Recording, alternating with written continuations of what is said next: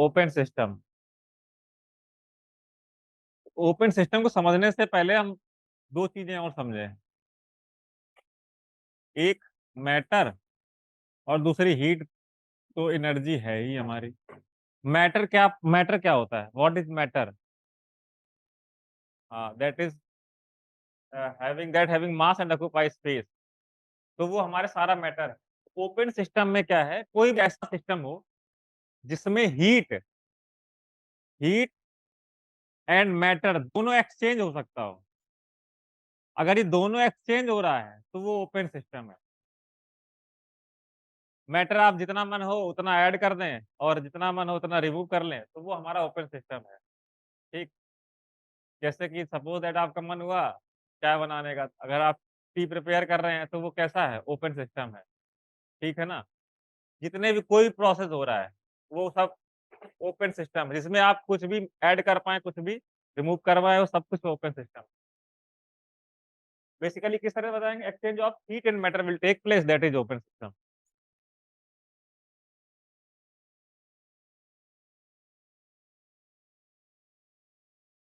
Closed system.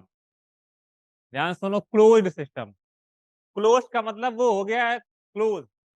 अब उसमें अगर मैटर का आप चाहोगे तो मैटर नहीं ऐड कर पाओगे, केवल आप हीट ऐड करोगे।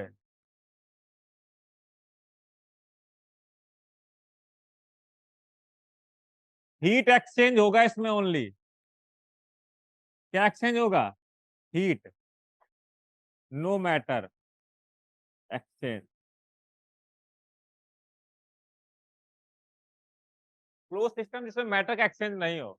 आपने कोई भी वेसल लिया हो तो उसको बंद कर दिया है, तो बंद करने के बाद उसमें आप कुछ भी ऐड नहीं कर सकते हैं, ना तो उससे कुछ रिमूव कर सकते हैं।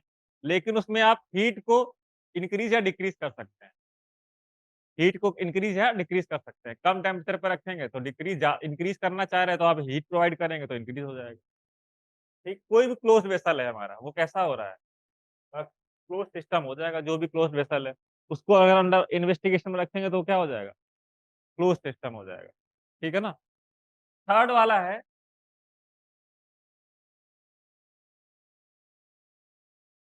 आइसोलेटेड। ये थोड़ा सा इंपॉर्टेंट है। आइसोलेटेड एक ऐसा सिस्टम, एक ऐसा सिस्टम क्लोज्ड ही है। ये क्लोज्ड है, लेकिन इसकी बाउंड्री से ना तो हीट एक्सचेंज हो और ना तो मैटर।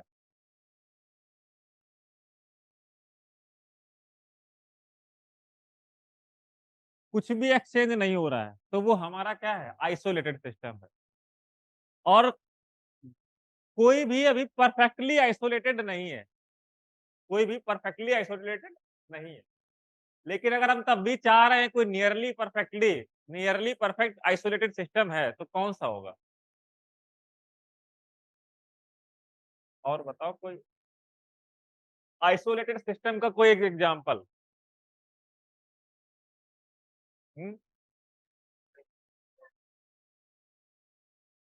क्लोज्ड में हीट एक्सचेंज होता था। हाँ, मैटर एक्सचेंज नहीं होता था।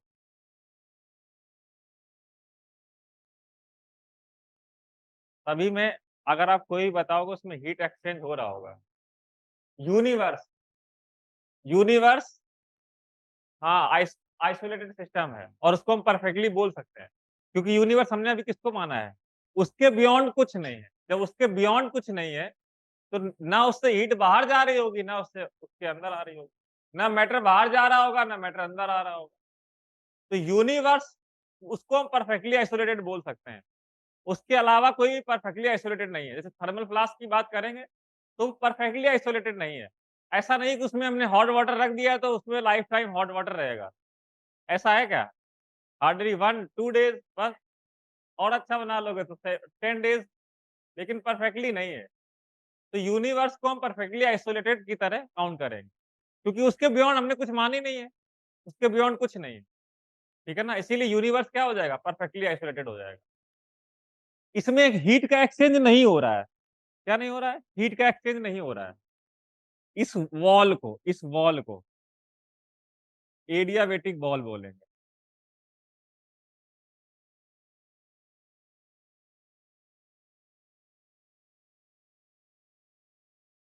एडियाबेटिक वॉल्व, ठीक? जिससे हीट का ट्रांसफर हो जाएगा। जैसे एक आइसोलेटेड वाला है तो उसकी वॉल कैसी है? एडियाबेटिक है, उसमें हीट का ट्रांसफर नहीं हो रहा है। क्लोज्ड में क्या फ़र्क है भाई? ये था हमारे पास क्लोज्ड,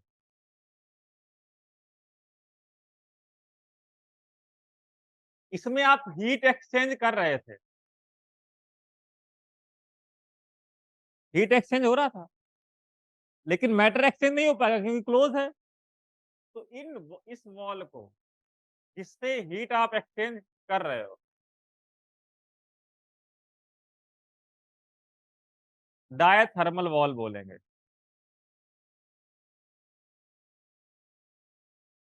डायथर्मल वॉल बोलेंगे जिससे हीट का एक्सचेंज हो जाए, और जिससे ना हो जाए उसको उस वॉल को बोलेंगे एडियाबेटिक वॉल। क्या बोलेंगे? एडियाबेटिक वॉल, ठीक? तो 3 टाइप के सिस्टम पढ़े, ओपन, क्लोज़ और आइसोलेटेड। इस वॉल को क्या बोला गया? एडियाबेटिक, जिसमें हीट का ट्रांसफर नहीं हो रहा है, जिसमें हीट का ट्रांसफर हो रहा है उसको डायथर्मल वॉल बोलेंगे, ठीक?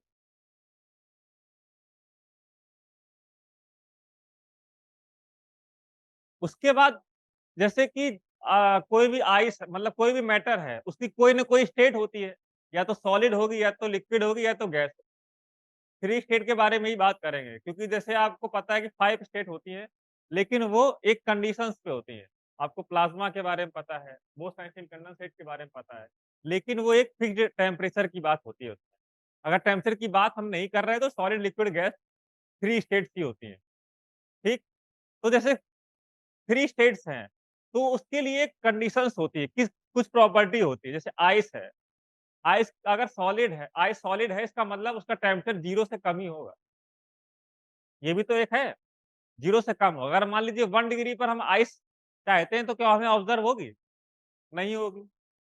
तो स्टेट को डिफाइन करने के लिए कुछ प्रॉपर्टीज़ की ज़रूरत पड़ती है, जैसे कि प्रेशर, वॉल्यूम, टेम्परेचर वगैरह, प्रॉपर्टीज़ की ज़रूरत पड़ती है। तो प्रॉपर्टीज़ हमारी 2 टाइप से होती हैं, एक स्टेट वाली और एक पाथ फंक्शन वाली। प्रॉपर्टीज़ एक होती है कि पाथ पे डिपेंड करेगी कि भाई जिस रास्ते से आपका वर्क डन हो रहा है, जिस रास्ते से गए हो आप, उस पाथ पे अगर डिपेंड कर रहा है, तो वो पाथ वाली प्रॉपर्टी हो जाएगी, और केवल स्टेज पे डिपेंड करेगा, इनिशियल और फाइनल स्टेट पे, तो स्टेट वाली प्रॉपर्टी।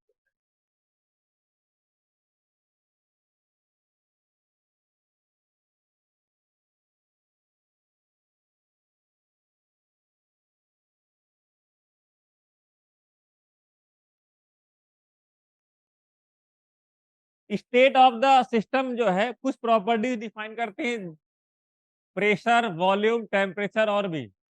ये केवल मेजर बताया गया है,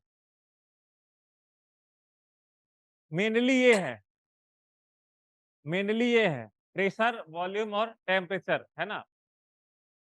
इसकी 2 टाइप की प्रॉपर्टी हो जाएँगी, एक तो हम बोलेंगे स्टेट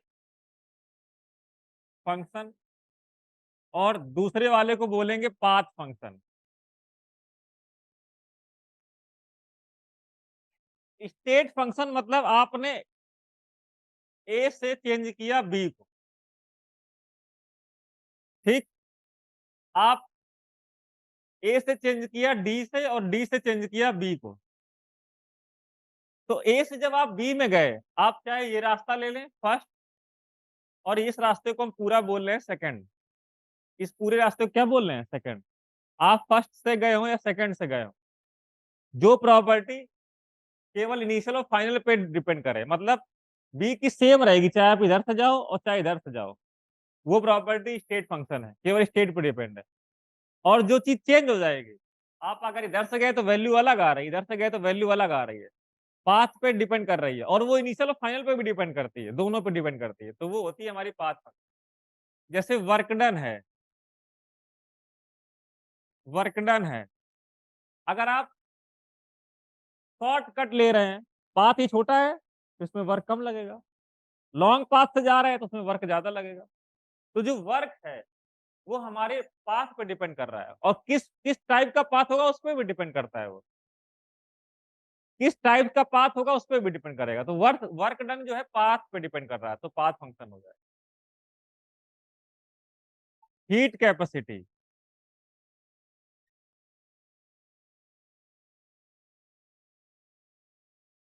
ये भी हमारा पाथ फंक्शन होता है। कैसा होता है? पाथ फंक्शन होता है। आप इधर से गए हैं तो उसकी वैल्यू अलग आ जाएगी, इधर से गए हैं तो वैल्यू अलग आ जाएगी। स्टेट और पाथ में आपको यही 2 याद रखने हैं कि वर्क डन और हीट कैपेसिटी, ये क्या होते हैं? पाथ फंक्शन होते हैं। वर्क डन और हीट कैपेसिटी ये क्या होते हैं? पाथ फंक्शन होते हैं। इसके अलावा आपको कोई भी मिल जाए, कोई भी आपने सुना हो या ना सुना हो, वो कैसा होगा? State function. कैसा होगा? प्रेशर, वॉल्यूम, टेम्परेचर, ठीक है ना? एनर्जी,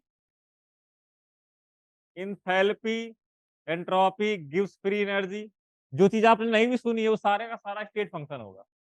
आपको याद क्या रखना है? Path function. वर्क डन और हीट कैपेसिटी ये पाथ फंक्शन होती है, ये पाथ पे डिपेंड करती है, as well as initial and final state, दोनों पे डिपेंड करती है।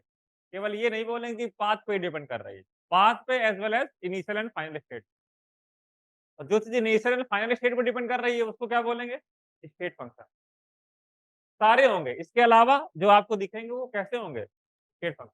तो 2 याद रखेंगे, बाकी अपने आप याद हो जाएगा। इन 2 को याद रखना है पाथ के लिए, और अदरवाइज अदर कैसे हो जाएंगे? हमारे स्टेट फंक्शन हो जाएंगे। ठीक, 2 को याद रखना है, बाकी सब हो ही जाएंगे जो भी वैल्यू है। Energy, enthalpy, entropy gives free energy.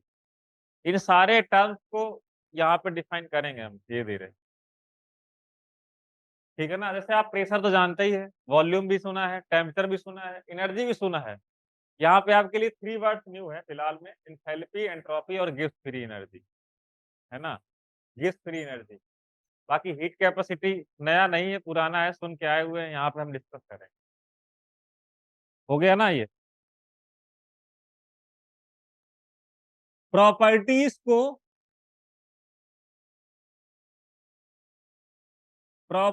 को दो 2 टाइप में और डिफाइन किया जाता है। एक इंटेंसिव और एक्सटेंसिव।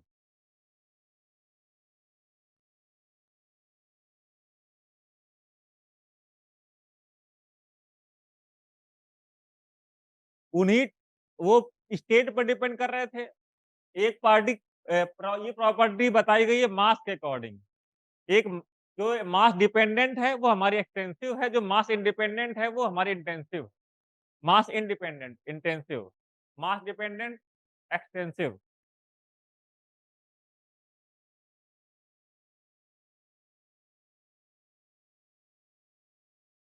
हाँ, मास और क्वांटिटी को आप एक तरह से ट्रीट कर सकते हैं।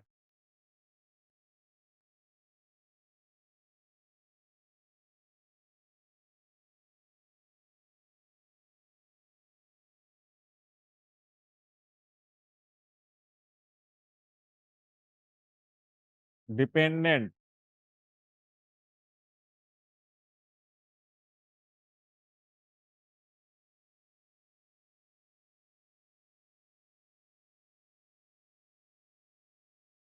मास डिपेंडेंट है तो मास है जो है वो ऑब्वियस सी बात है कैसी होगी? एक्सटेंसिव होगा। अगर मास डिपेंडेंट है तो मास कैसा होगा? एक्सटेंसिव होगा। पहला पॉइंट तो ये है, 2 पॉइंट केवल आप लिख लें। अगर आप 2 एक्सटेंसिव, ध्यान से सुनो, 2 एक्सटेंसिव प्रॉपर्टी,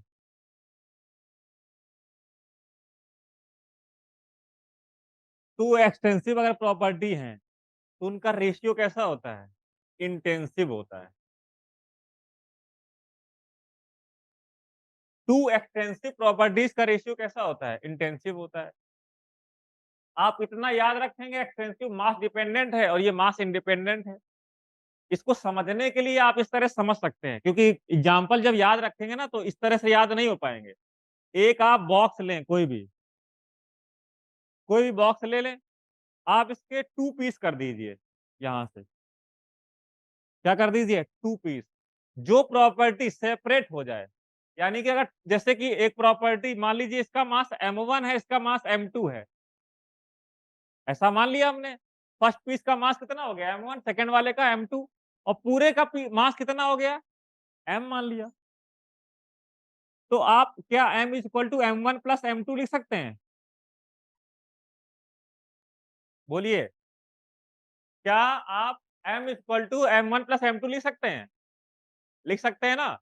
मास जो है आप ब्रेक करेंगे तो टोटल मास जो है इनका सम होगा। जो प्रॉपर्टी ऐड हो जाए वो एक्सटेंसिव होती है, सेपरेट हो जाए वो एक्सटेंसिव होती है, और ना हो तो वो इंटेंसिव होती है। ना हो तो वो क्या होती है? इंटेंसिव होती है। तो इसका मतलब मास जो है वो कैसी प्रॉपर्टी है बोलिए? एक्सटेंसिव वाली है प्रॉपर्टी। कैसी प्रॉपर्टी है? एक पूरा बॉक्स था, इसको फिर हटा दिया हमने। पूरा बॉक्स सही है हमारा। इसको आप फिर से 2 पार्ट में डिवाइड कर रहे हैं। इसका वॉल्यूम V1 हो गया, इसका V2 हो गया। तो जो V इज इक्वल टू है, क्या V1 प्लस V2 लिख सकते हैं? क्या V is equal to V1 plus V2 लिख सकते हैं? क्योंकि इसका वॉल्यूम अलग हो गया, कुछ अलग हो गया, उसका अलग हो गया। तो वॉल्यूम कैसी होगी प्रॉपर्टी? एक्सटेंसिव। जिसको आप ऐड कर पा रहे हैं, आप डिवाइड कर रहे हैं। डिवाइड होने के बाद अगर वो प्रॉपर्टी ऐड हो जाती है, चेंज हो जाती है इसकी, और 2 पीसेस की प्रॉपर्टी अलग हो जाती है, तो एक्सटेंसिव है। सेम रहती है फिर इंटेंसिव है। देखो कैसे सेम रहती है। आपने जैसे इस पीस को डिवाइड किया, इस पीस का temperature suppose that 25 degree Celsius था। मान लो हम 100 मान लेते हैं, थोड़ा सा हॉट है, 100 डिग्री सेल्सियस है। आप अब इसको डिवाइड करेंगे तो क्या ऐसा होगा इधर का 50 और उधर का 50 हो जाएगा? ऐसा तो नहीं होगा ना। इधर 50 और उधर 50 नहीं होगा। हो जाएगा? एक पीस लिया, 100 डिग्री था, उसको डिवाइड कर दिया, तो आधे का जो पीस है उसका 50 और इधर 50 हो जाएगा क्या ऐसा? नहीं होगा। तो वो डिवाइड नहीं हो रहा है, इसीलिए वो क्या है? इंटेंसिव है। वो क्या है? इंटेंसिव है। क्या है? इंटेंसिव है। क्या है? इंटेंसिव है। जैसे कि आपने मास लिया और वॉल्यूम लिया, ये दोनों कैसी प्रॉपर्टी थी? एक्सटेंसिव प्रॉपर्टी थी। ठीक है नहीं? मास और वॉल्यूम कैसी प्रॉपर्टी थी? एक्सटेंसिव थी। मास और वॉल्यूम ये भी एक्सटेंसिव है आपकी। और एक्सटेंसिव, तो ये रेशियो फिक्स हो जाएगा, फिक्स हो जाता है। आपने मास भी उतना हो गया, उसी रेशियो में वॉल्यूम भी चेंज हो गया, इसीलिए फिक्स हो गया। तो ये डेंसिटी होती है। ये क्या होता है? डेंसिटी होती है। तो डेंसिटी कैसी प्रॉपर्टी है? इंटेंसिव है। ऐसा नहीं करेंगे, एक पीस लिया आपने, आप इसको डिवाइड कर दें, कहें इसका D1 इसका D2, ऐसा नहीं होगा। उसकी जो प्रॉपर्टी है वो हाँ पूरी रहेगी। डी इसकी भी है, इसकी भी डी है, आप डिवाइड करोगे तो भी डी रहेगा। डेंसिटी चेंज नहीं हो जाएगी। तो दो प्रॉपर्टी का जो रेशियो है एक्सटेंसिव प्रॉपर्टी का, वो कैसा हो जाएगा? इंटेंसिव हो जाएगा। नहीं। अब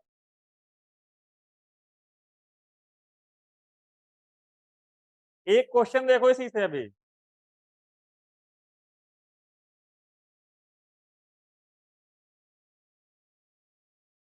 volume, molar heat capacity,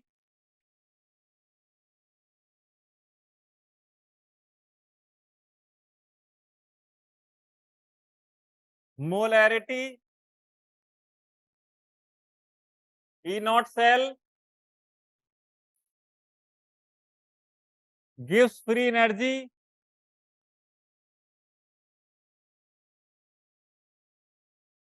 change molar mass और मोल। इसमें आपको इंटेंसिव प्रॉपर्टी बतानी है।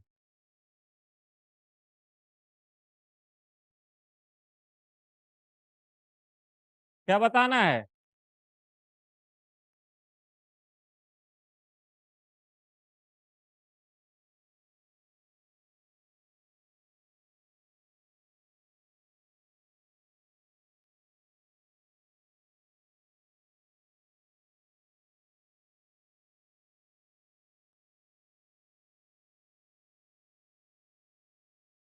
इंटेंसिव बतानी है आपको, मास इंडिपेंडेंट।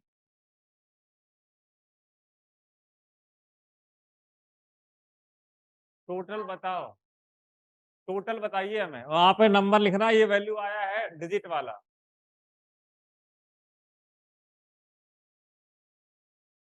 गिव्स फ्री एनर्जी ये बताइए किस पार्टिकल पे डिपेंड करती है कि नहीं? नहीं करती है। गिव्स फ्री एनर्जी, आप अगर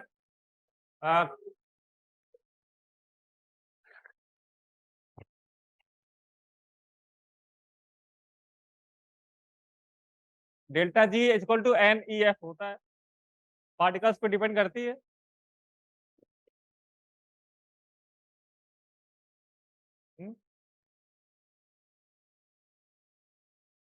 मोलैरिटी बताइए कैसी है?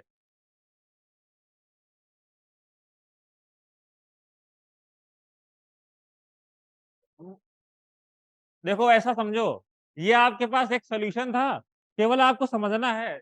इसके पास कोई सोल्यूशन था, कोई ना कोई मोलैरिटी रही होगी। अब इसको दो पार्ट में डिवाइड करिए। अगर जो सी चेंज हो जाती है तो फिर वो अगर अलग अलग आ जाता है तो एक्सटेंसिव, सेम रहता है तो इंटेंसिव। बस सेम रहेगा तो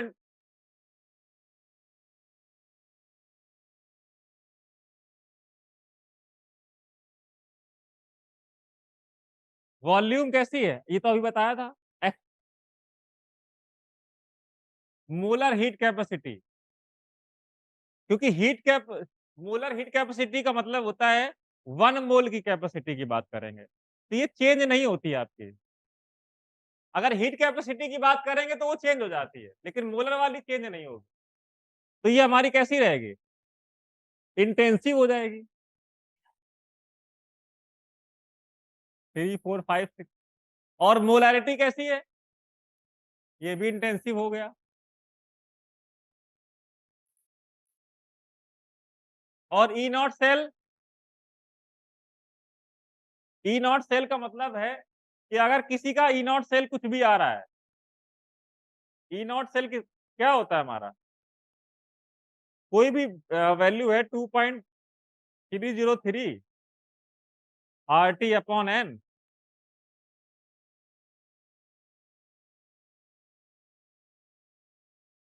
पार्टिकल्स पे डिपेंड करता है। एन आ रहा है, मोल्स आ रहा है, एन मोल्स आ रहा है, ठीक है ना? तो ये पार्टिकल पे डिपेंड कर रहा है भाई, मोल आ रहा है, पार्टिकल पे डिपेंड कर रहा है हमारा। गिव्स फ्री एनर्जी, ये डिपेंड करता है, इसीलिए एक्सटेंसिव है। गिव्स फ्री एनर्जी ये भी एन ई एफ होता है, पार्टिकल पे डिपेंड करता है। आप डिवाइड करेंगे तो एनर्जी अलग अलग हो जाएगी, और ये ऐड हो जाएगा। ये क्या हो जाएगा? ऐड हो जाएगा।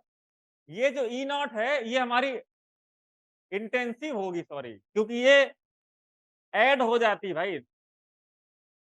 ये जो है ऐड नहीं होती है, ऐड नहीं होती, जो ऐड हो जाती है वो एक्सटेंसिव होती है। जैसे ये ऐड हो जाती है, ये आपको बताया है हमने। Delta G is equal to, इसमें आप delta G one plus delta G two करते हैं, अगर ऐड हो रही तो एक्सटेंसिव है, अगर ऐड हो रही है एक्सटेंसिव है, ये ऐड नहीं होती है। ई नॉट सेल को आप डायरेक्टली ऐड कर सकते हैं? नहीं ऐड कर सकते हैं, तो ये इंटेंसिव में आएगी। और यहाँ पर मोलर मास, मोलर मास कैसा आएगा? ये तो कभी चेंज नहीं होगा, ये भी इंटेंसिव, ये कभी चेंज नहीं होगा। आप डिवाइड करेंगे तो मोलर मास चेंज नहीं होगा। आपने सोडियम का पीस लिया, दो पार्ट कर दिया, मोलर मास सेम रहेगा। डेराइव्ड मतलब नहीं, अगर डिवाइड कर दिया हमने, दोनों को ऐड कर सकते हैं तो एक्सटेंसिव। कई सारे रीजन समझ लो, अगर ऐड नहीं कर सकते तो इंटेंसिव। अगर प्रॉपर्टी अलग अलग हो जाए तो एक्सटेंसिव, और सेम रहे तो इंटेंसिव। तो ये हमारी नॉन एडिटिव होती है, तो इंटेंसिव है ये हमारी। अच्छा, मोलर मास तो कभी चेंज नहीं होगा, तो इंटेंसिव है। मोल, हाँ, मोल एक्सटेंसिव क्योंकि चेंज हो जाएगा। ये देखिए यहाँ पे भाई, मास चेंज हो जाएगा तो मोल चेंज हो जाएंगे। अगर 10 ग्राम लिया तो 5 ग्राम में अलग मोल आएंगे, तो ये एक्सटेंसिव हो जाएगी। क्या डिराइव्ड का मतलब क्या? हाँ, तो डेंसिटी इसलिए इंटेंसिव थी क्योंकि 2 एक्सटेंसिव रेशियो का प्रॉपर्टी थी वो, इसलिए। यस,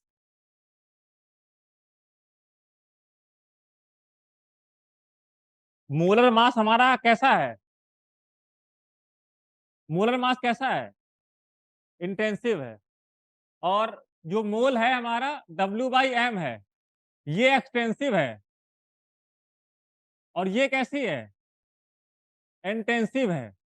तो इसलिए रेशियो एक्सटेंसिव अपॉन इंटेंसिव का है, तो वो कहां से इंटेंसिव हो जाएगा? तो एक्सटेंसिव का रेशियो इंटेंसिव हो जाएगा। तो इसमें आ जाएगा 1, 2, 3 और 4, 4 वैल्यू आएगी। 4 वैल्यूज आएगी। जो चीज ऐड हो जाए वो भी एक्सटेंसिव, जो ना हो पाए वो हमारी क्या है? इंटेंसिव है। इस तरह समझना है। ठीक है, तो प्रॉपर्टीज आपकी हो गई। समझ गए? इस तरह से आप इसके क्वेश्चन करेंगे।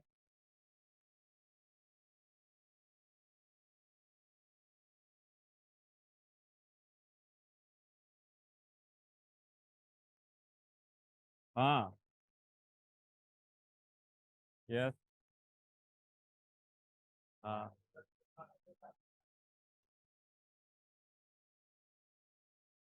क्लास के बाद बताना तो मुझे।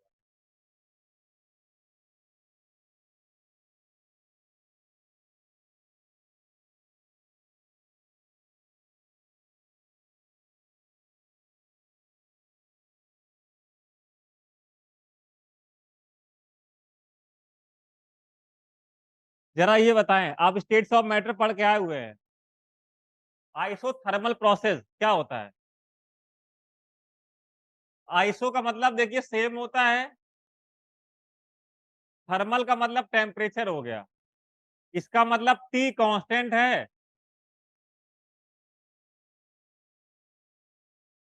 टेम्परेचर अगर कांस्टेंट है उस प्रोसेस को हम बोलेंगे आइसोथर्मल प्रोसेस।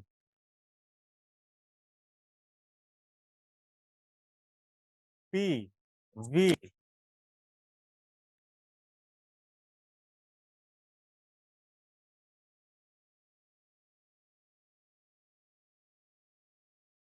हाँ,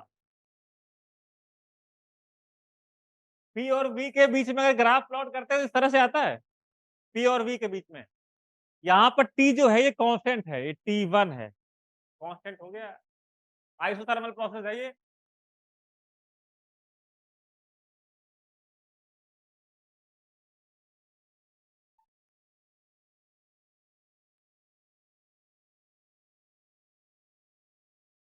ये कौन सा प्रोसेस है आपके लिए? सुनिए थोड़ा सा इधर। ये कौन सा प्रोसेस है? इसमें क्या चेंज नहीं हो रहा है? इसमें टेम्परेचर कांस्टेंट है। टेम्परेचर कांस्टेंट है तो ऑब्वियस है आइसोथर्मल ही है।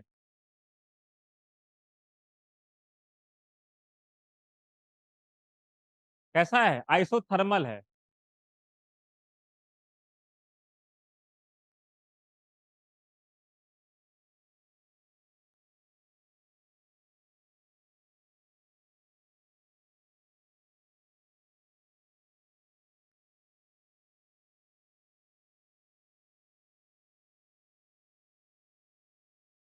अब ये आइसोथर्मल है क्या? इधर सुनिए, ये आइसोथर्मल है क्या? नहीं है, क्योंकि टेम्परेचर चेंज हो रहा है। हाँ, तो इस चीज को ध्यान दें।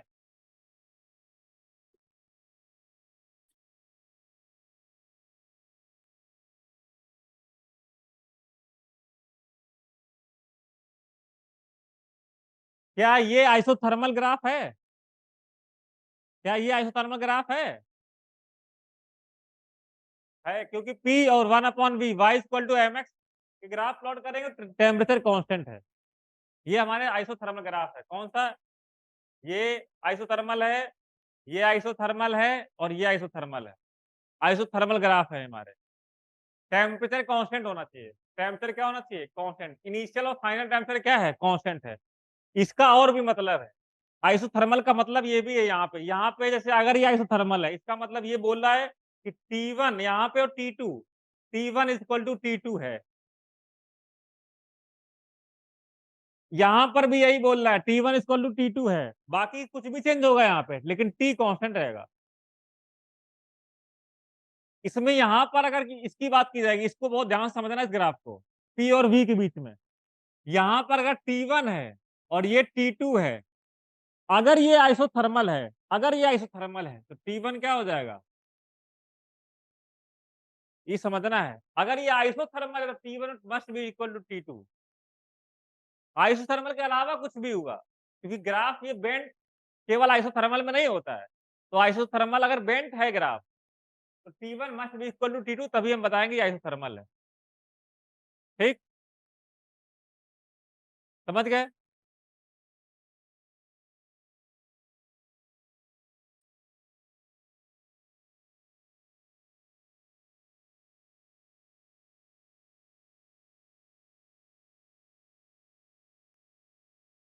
आइसोबैरिक में क्या कांस्टेंट होगा बताइए, प्रेशर।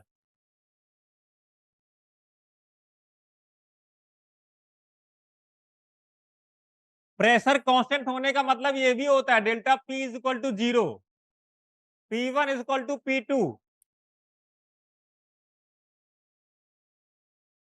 इस चीज को समझ रहे हैं। आइसोथर्मल में भी delta T is equal to 0। Isothermal में क्या लिखेंगे, delta T must be equal to 0, क्योंकि आइसोथर्मल है। आइसोबैरिक में delta P is equal to 0, P2 minus P1 equal to 0, यानी कि P1 और P2 इक्वल होगा।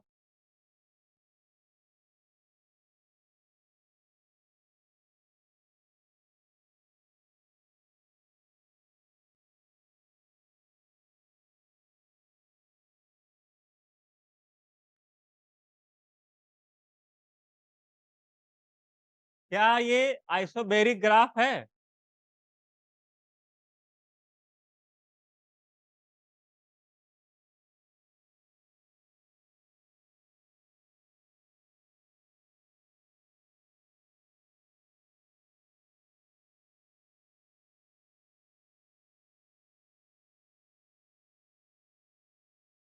अगर इसमें हमें आइसोबैरिक ग्राफ प्लॉट करना है तो किस तरह से प्लॉट किया जाएगा बताएं आप।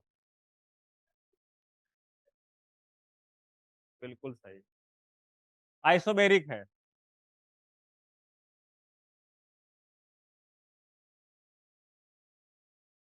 बिल्कुल सही समझ गए आप।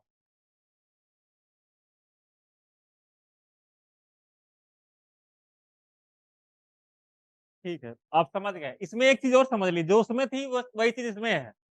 ये जो P1 है और यहाँ पर अगर P2 मान रहे हैं, तो P1 इक्वल टू क्या हो जाएगा, P2। वही चीज यहाँ पर भी है।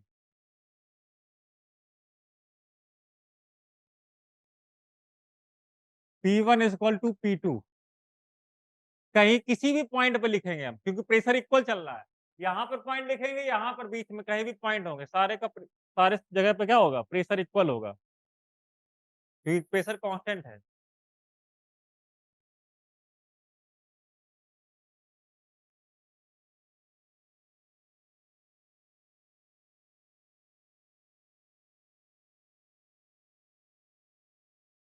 आइसोकोरिक प्रोसेस में क्या होता है बताइए।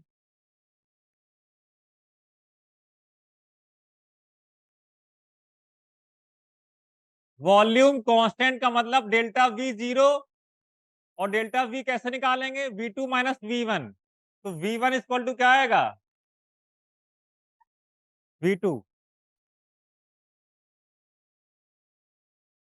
P V के बीच में हमें ग्राफ प्लॉट करना है, V लिखा है, आइसोकोरिक ग्राफ प्लॉट करना है, तो कैसा जाएगा, पैरेलल टू वाई एक्सिस।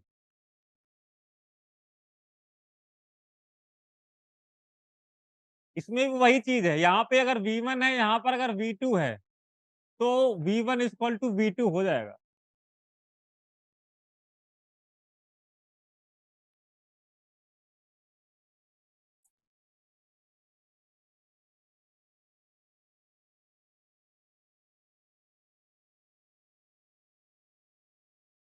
क्या ये ग्राफ हमारा आइसोकोरिक है क्यों। अच्छा, इसका दूसरा नाम क्या है, किसने लॉ दिया था, P और T में रिलेशन किसने दिया था, V और T में रिलेशन दिया था। P और T में रिलेशन किसने दिया था, नहीं,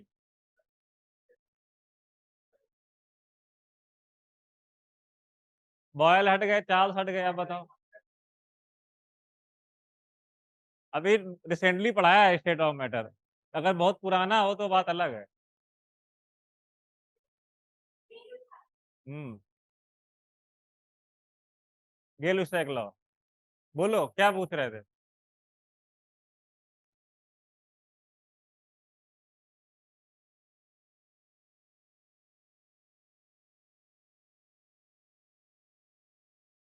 एक लोगों ने।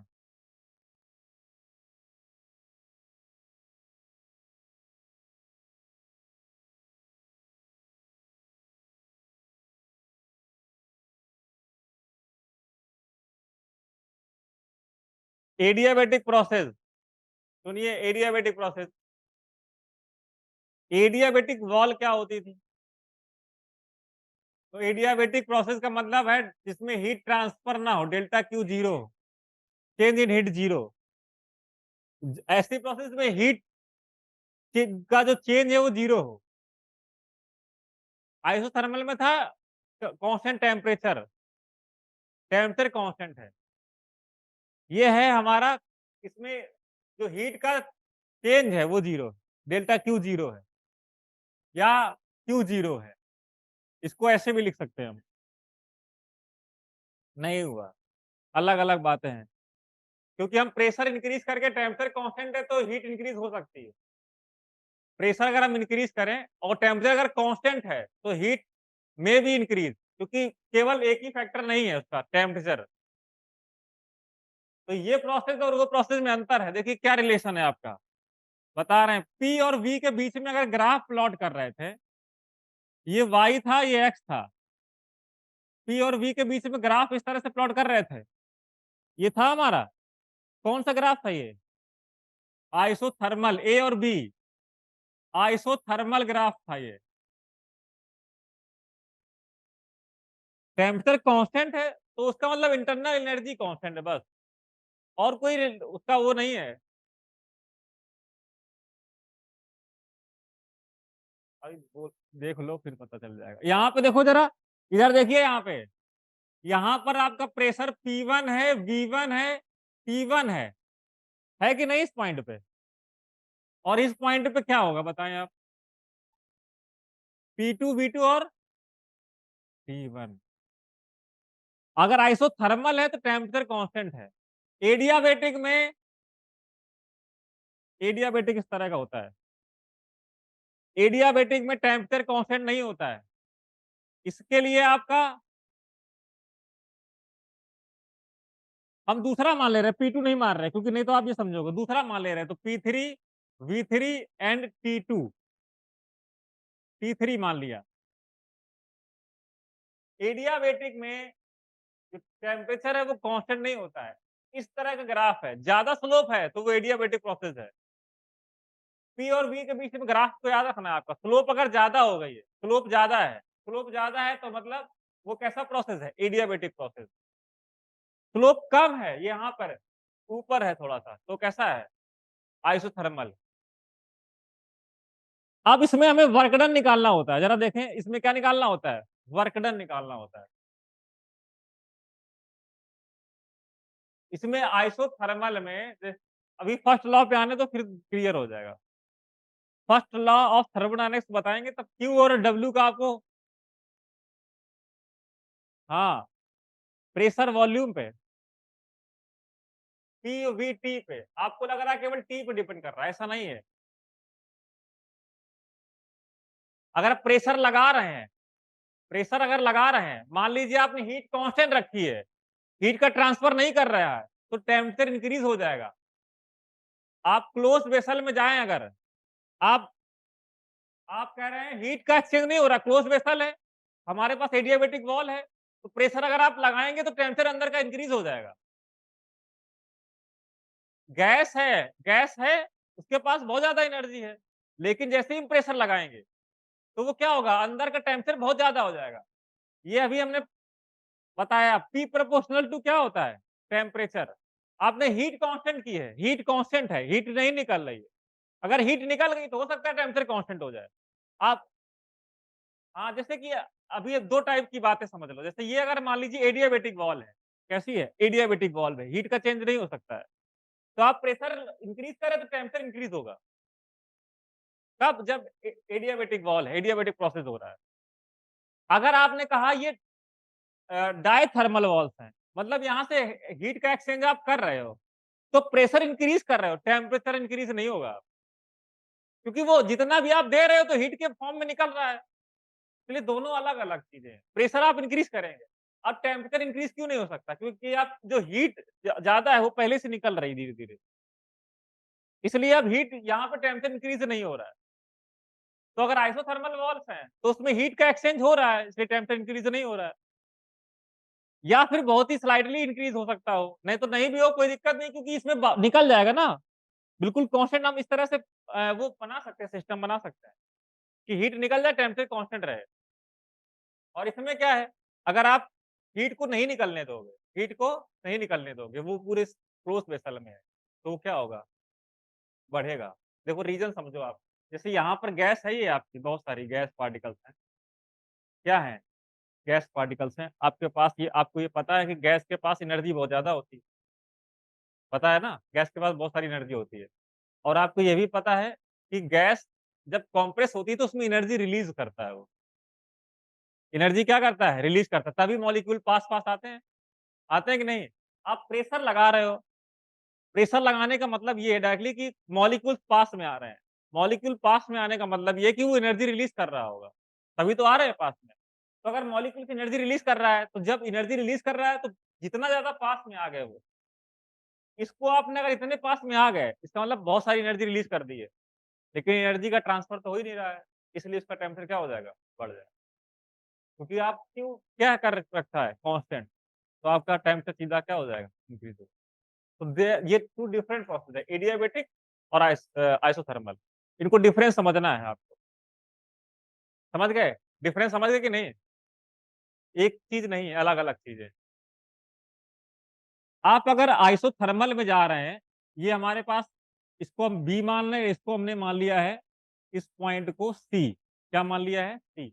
अगर आप एबी गए हैं और आप एसी गए हैं, तो देखिए इधर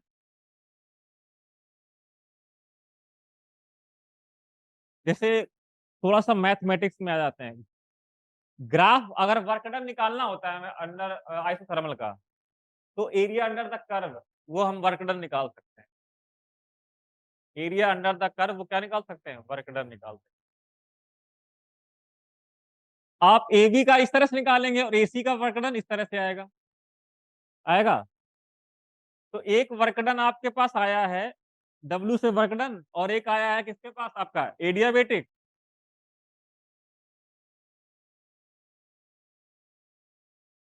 और दूसरा क्या आया है?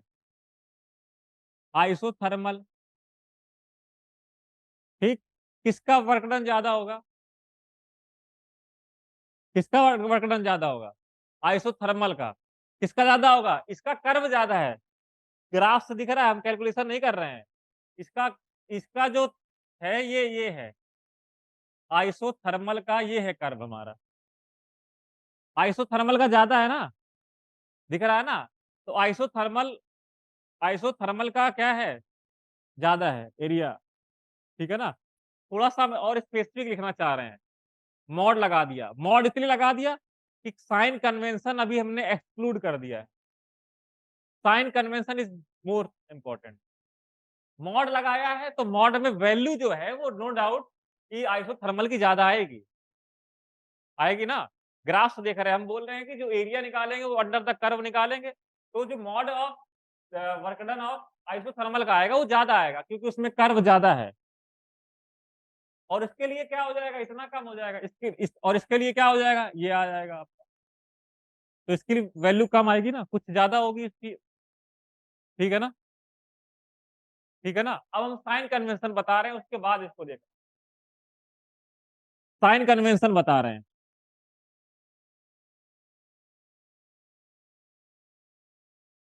Work is done on the system पे हो रहा है।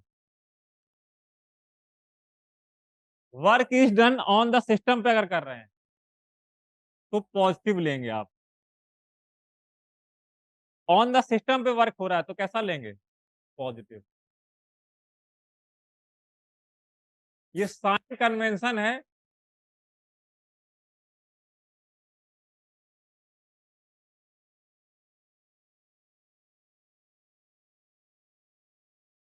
अकॉर्डिंग टू, और ये न्यू है, बिल्कुल लेटेस्ट है। फिजिक्स में जो साइन कन्वेंशन है वो ओल्ड वाला चलता है, ओल्ड वाला चलता है।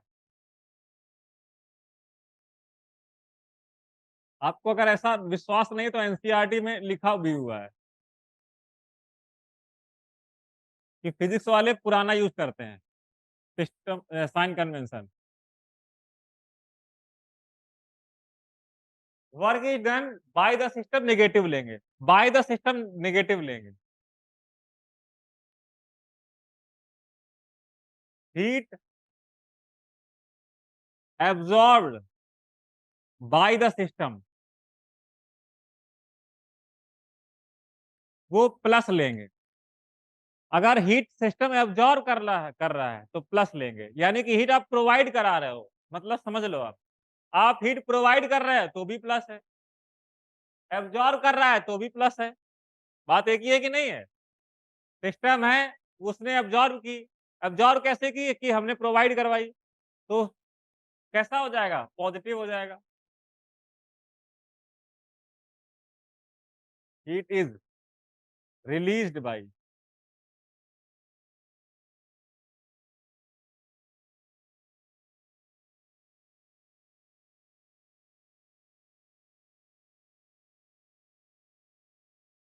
Heat is released by the system, तो नेगेटिव लेंगे। हीट अगर सिस्टम ने रिलीज कर दी है तो नेगेटिव लेंगे।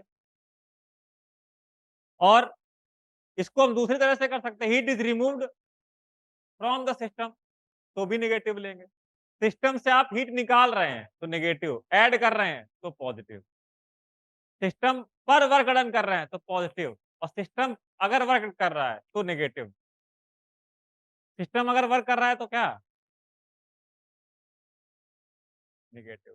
सिस्टम पर वर्क कर रहे हैं तो पॉजिटिव। सिस्टम पर वर्क कैसे होगा? अभी बता रहे हैं। वैसे भी हो जाएगा, आपने वो लिया, बीकर लिया, बीकर में आपने 2 कोई भी केमिकल्स रख दिए तो सिस्टम पर वर्क हो रहा है ना वो। हमने 2 केमिकल्स को मिला दिया, सिस्टम वर्क कर लिया। अगर मान लीजिए हमने इस तरह से मिलाया, कुछ एक्सप्लोसिव हो गया, मतलब उस सिस्टम से बाहर निकल आया। जैसे आपने सोडियम को वाटर में अचानक से ऐड कर दिया, सामने खड़े हैं आप, बिल्कुल उसने आपके आँख पे कर दिया, सिस्टम दोबारा वर्क हो गया। कहने का मतलब वही है, पिस्टन पे आप प्रेशर लगाते हो, तो आप प्रेशर लगा रहे हो ऑन द सिस्टम, सिस्टम ने प्रेशर लगा दिया है, तो बाय द सिस्टम। आप आपने पिस्टन गए, आप पिस्टन में फोर्स लगा रहे हो, सपोज दैट उसका फोर्स ज़्यादा हो गया और उसने आपको पीछे पुश कर दिया, तो इसका मतलब सिस्टम द्वारा वर्क हो गया।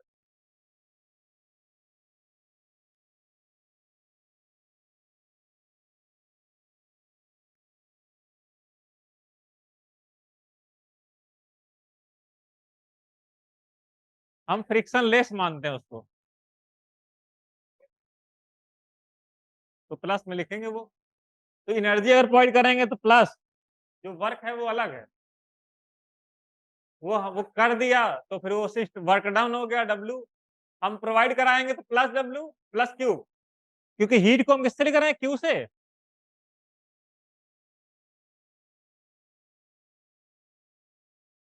हीट को हम क्यू से लिख रहे हैं। तो अगर आप प्रोवाइड करा दे रहे सिस्टम को तो प्लस क्यू लिखेंगे पहले, फिर जितना भी वर्क कर देगा वो नेगेटिव हो जाएगा। ठीक?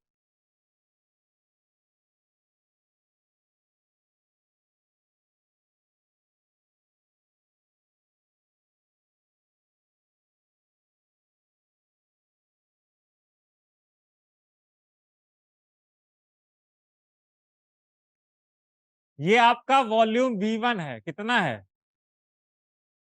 V1 है। वर्क किया भाई आपने इसमें कुछ,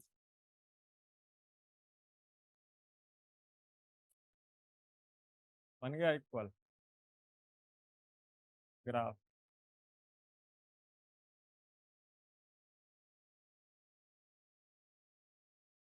जब आप पिस्टन से प्रेशर अप्लाई करेंगे तो वॉल्यूम क्या हो जाएगा? इसका वॉल्यूम हमने V2 मान लिया है। कितना मान लिया है? V2 मान लिया है। वॉल्यूम क्या हो गया है? कम हो गया है। तो इसको हम एक जो फॉर्मूला होता है वर्क इज डन, वो फॉर्मूला डिराइव कर दे रहे हैं। प्रेशर इज इक्वल टू क्या होता है? Force upon area. Pressure is equal to क्या होता है? Force upon area.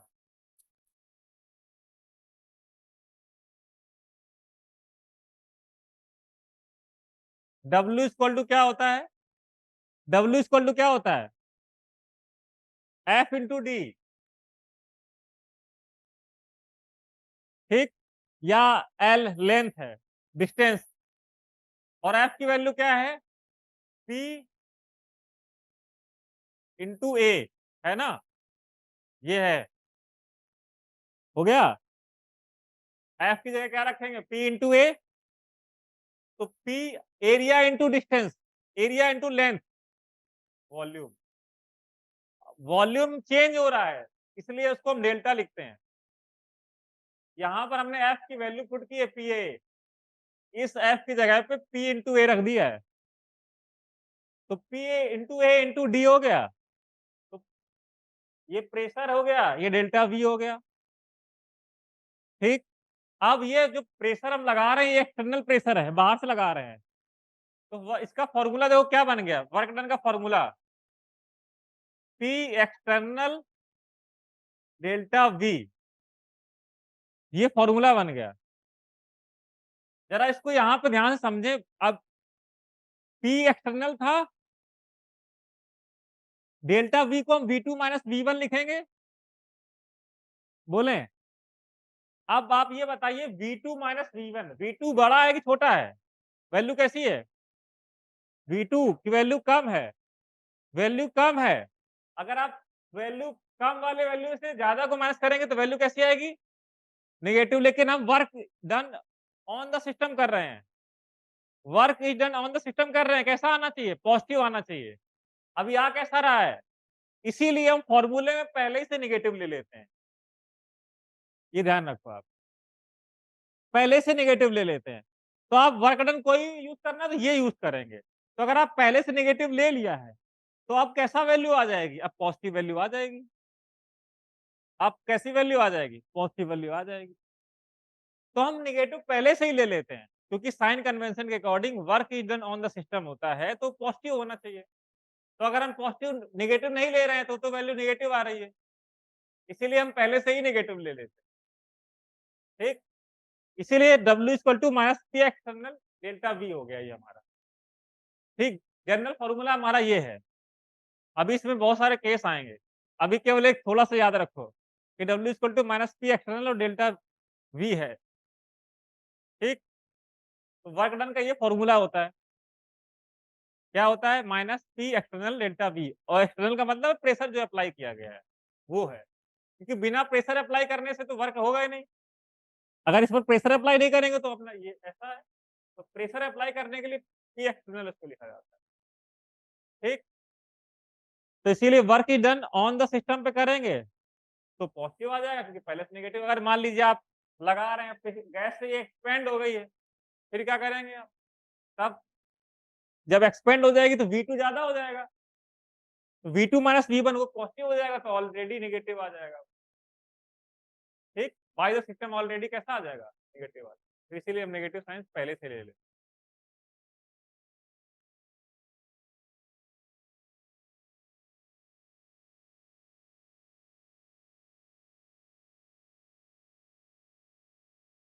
इससे पहले हम थोड़ा इंटरनल एनर्जी के बारे में बात करेंगे, तब फर्स्ट लॉ पे आएंगे।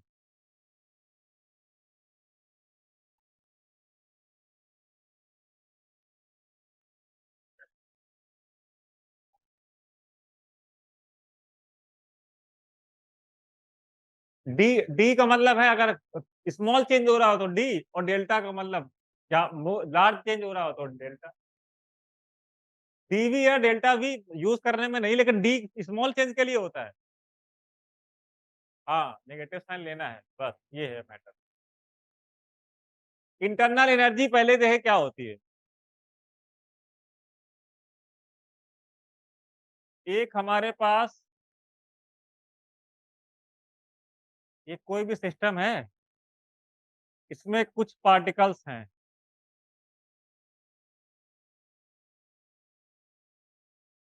गैसेस स्टेट में है, लेकिन हमने उसको क्या कर दिया है, कंप्रेस कर दिया है, तो बहुत ज़्यादा नहीं है, तो पार्टिकल्स है।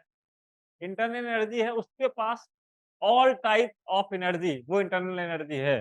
वो एनर्जी चाहे वो मूव कर रहा हो, वो वाली एनर्जी, या ये 2 पार्टिकल्स हैं, एक दूसरे को पीछे खींच रहे हैं, वो वाली एनर्जी, और रोटेट करने में एनर्जी खर्च हो रही हो, मूव करने में एनर्जी खर्च हो रही हो, किसी टाइप में एनर्जी खर्च हो रही हो, तो वो सारी की सारी एनर्जी का मिला के इंटरनल एनर्जी बोलते हैं। ऑल काइंड ऑफ एनर्जी उसको बोलते हैं internal energy, all kind of energy. किस-किस टाइप की एनर्जी हो सकती है। जैसे कि अगर हम बात करें अपनी, तो जैसे चल रहे हैं तो एक इसमें यूज़ हो रही है, बोल रहे हैं तो बोलने में एनर्जी खर्च हो रही है। तो इन सब जितने भी खर्च होती है, ये सभी टाइप की एनर्जी का सम ही हमारा क्या है, इंटरनल एनर्जी है। क्योंकि हमारे अंदर एनर्जी नहीं है तो फिर कुछ भी नहीं हो सकता, वर्क नहीं हो सकता है। तो सारी टाइप का एनर्जी, जैसे मॉलिक्यूल्स में किस टाइप से हो जाएगा, ए और बी है, जरा ध्यान से देखें, ए और बी है। रोटेशनल एनर्जी हो सकता है ये भाई रोटेट हो रहा हो, ये ए बी कैसा हो रहा हो, रोटेट हो रहा हो, तो रोटेशनल एनर्जी है। बस एनर्जी को अपने उसमें ब्रेक कर दिया अलग-अलग पार्ट में। और जैसे अगर मान लीजिए आप ज़्यादा प्रेस कर देंगे तो फिर वो मूव नहीं कर पाएगा, तो फिर ऐसे करेगा। कौन-सी energy? Vibrational energy. Vibrational energy, क्योंकि मूव वो कुछ नहीं, जगह ही नहीं है, वाइब्रेशनल एनर्जी। आपको ज़्यादा लोग बैठे हुए पास में, लेकिन फिर भी आप इच्छा है कि मूव करने की, तो आप हिल तो सकते नहीं हो, चल नहीं सकते, तो बस ऐसे वाइब्रेट हो गए। थोड़ा-थोड़ा ऐसे-ऐसे खिसकोगे, है ना? तो वो क्या हो जाएगा? एक तो एनर्जी कैसी हो जाएगी?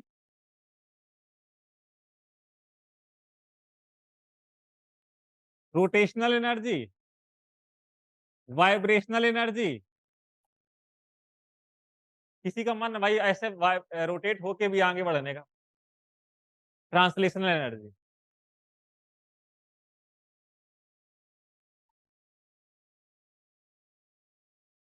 ट्रांसलेशनल एनर्जी, ठीक? और आगे जितनी भी काइंड की एनर्जी होती है, डैश डैश डैश, वो सब क्या होती है, इंटरनल एनर्जी होती है। जितने भी टाइप की है, हमें मेनली इन 3 से मतलब है बस। बाकी जितने भी टाइप की है एनर्जी, वो सब क्या है, इंटरनल एनर्जी का पार्ट है। ठीक है ना? बाकी सब क्या है? एक पोटेंशियल एनर्जी भी है जो भाई मूव नहीं करने दे रही है, वो भी एक पार्ट है इंटरनल एनर्जी का। ऑल काइंड ऑफ एनर्जी, उसको क्या बोलेंगे, इंटरनल एनर्जी। इंटरनल एनर्जी ये डायरेक्टली प्रोपोर्शनल होती है टी के, ये ध्यान रखें। एनर्जी डायरेक्टली प्रोपोर्शनल होती है टी के। अगर आप टेम्परेचर इंक्रीज करेंगे, इसका सीधा सा मतलब ये है कि इंटरनल एनर्जी इंक्रीज होगी। टेम्परेचर इंक्रीज करने का मतलब ये है कि पार्टिकल एनर्जी अब्सॉर्ब कर रहा है और वो मूवमेंट उसका फास्ट हो रहा है, तो सीधा-सीधा उसका एनर्जी बढ़ेगा। अगर आप टेम्परेचर कांस्टेंट रखेंगे तो एनर्जी कांस्टेंट है। अगर ई प्रोपोर्शनल टू टी है, ई प्रोपोर्शनल टू टी है, तो देखिए E one upon E two, T one upon T two हो जाएगा। हो जाएगा। E E one upon E two equal to T one upon T two. सुनिए और इधर, हमारे अंदर या किसी पार्टिकल के अंदर कितनी एनर्जी है, ये कभी मेजर नहीं की जा सकती। जैसे सपोज दैट हमें किसी के अंदर, तुम्हारे अंदर एनर्जी पता करनी है कितनी है। हम चाहते हैं कि आप सारा एनर्जी से वर्क डन कर डालो। तो जब ऐसी सिचुएशन आएगी तो उस समय बॉडी डेड हो जाएगी, कुछ नहीं बचेगा। क्योंकि हम सारी एनर्जी वर्क डन में यूज़ नहीं कर सकते हैं, क्योंकि वो कुछ हीट के फॉर्म में भी तो रिलीज़ होगी। ठीक है? जैसे कहा जाए कि दौड़ना है 2 किलोमीटर या 10 किलोमीटर, तो ये दौड़ने में एनर्जी खर्च हो रही हो तो अलग है। और भी पार्ट में एनर्जी कंज्यूम हो रही है। जैसे कि बॉडी हीट हो जाती है, वो भी एनर्जी निकल रही है। तो केवल एक पार्ट में नहीं वर्क डन हो रहा है। आप अगर 2 किलोमीटर नहीं दौड़ पाए, इसका मतलब ये नहीं कि कैपेसिटी नहीं। आप रुकेंगे, कुछ भी नहीं लेंगे, फिर भी आप दौड़ेंगे। तो एक बार एनर्जी पूरी वर्क डन में कन्वर्ट नहीं होती है। पूरी एनर्जी एक बार में कन्वर्ट नहीं हो पाती है। हाँ, ये नहीं कि हमारे अंदर अगर 100 किलो जूल की एनर्जी है, तो हम पूरा 100 वर्क डन में यूज़ कर लेंगे, नहीं हो पाती। तो सारे एनर्जी सुनिए एनर्जी ये है, ये स्टेट फंक्शन है, बता चुके हैं स्टेट फंक्शन है क्योंकि स्टेट पे डिपेंड करती है। एग्ज़ैक्ट वैल्यू आप इसकी नहीं निकाल सकते हैं, इसलिए चेंज निकाली जाती है। क्या निकाली जाती है? चेंज ही निकाली जाती है। हम एग्ज़ैक्ट वैल्यू नहीं निकाल पाते। अब हम फर्स्ट लॉ ऑफ थर्मोडायनामिक्स पे आते हैं।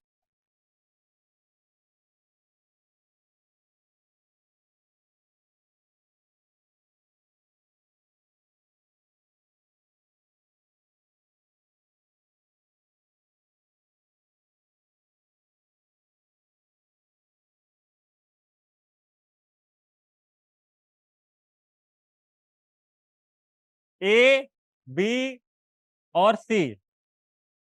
सुनिए इधर, ए और बी अगर एक थर्मोडायनामिक इक्विलिब्रियम में है, ए की इक्विलिब्रियम सी से है और ए इक्विलिब्रियम बी से है। ए इक्विलिब्रियम जो है वो किसमें है? बी के साथ है और ए की इक्विलिब्रियम सी के साथ है। तो बी का इक्विलिब्रियम सी के साथ होगा, ये हमारा ज़ीरोथ लॉ ऑफ थर्मोडायनामिक्स। अगर एक सिस्टम 2 डिफरेंट सिस्टम से इक्विलिब्रियम में है, केमिकल इक्विलिब्रियम में और तो जो 2 डिफरेंट सिस्टम है, वो भी आपस में क्या होंगे? एक इक्विलिब्रियम में हो, ठीक? ये ज़ीरोथ लॉ है फिलहाल। अब इसको आगे देखेंगे, इसकी ज़रूरत न्यूमेरिकल में पड़ेगी तब देखा जाएगा।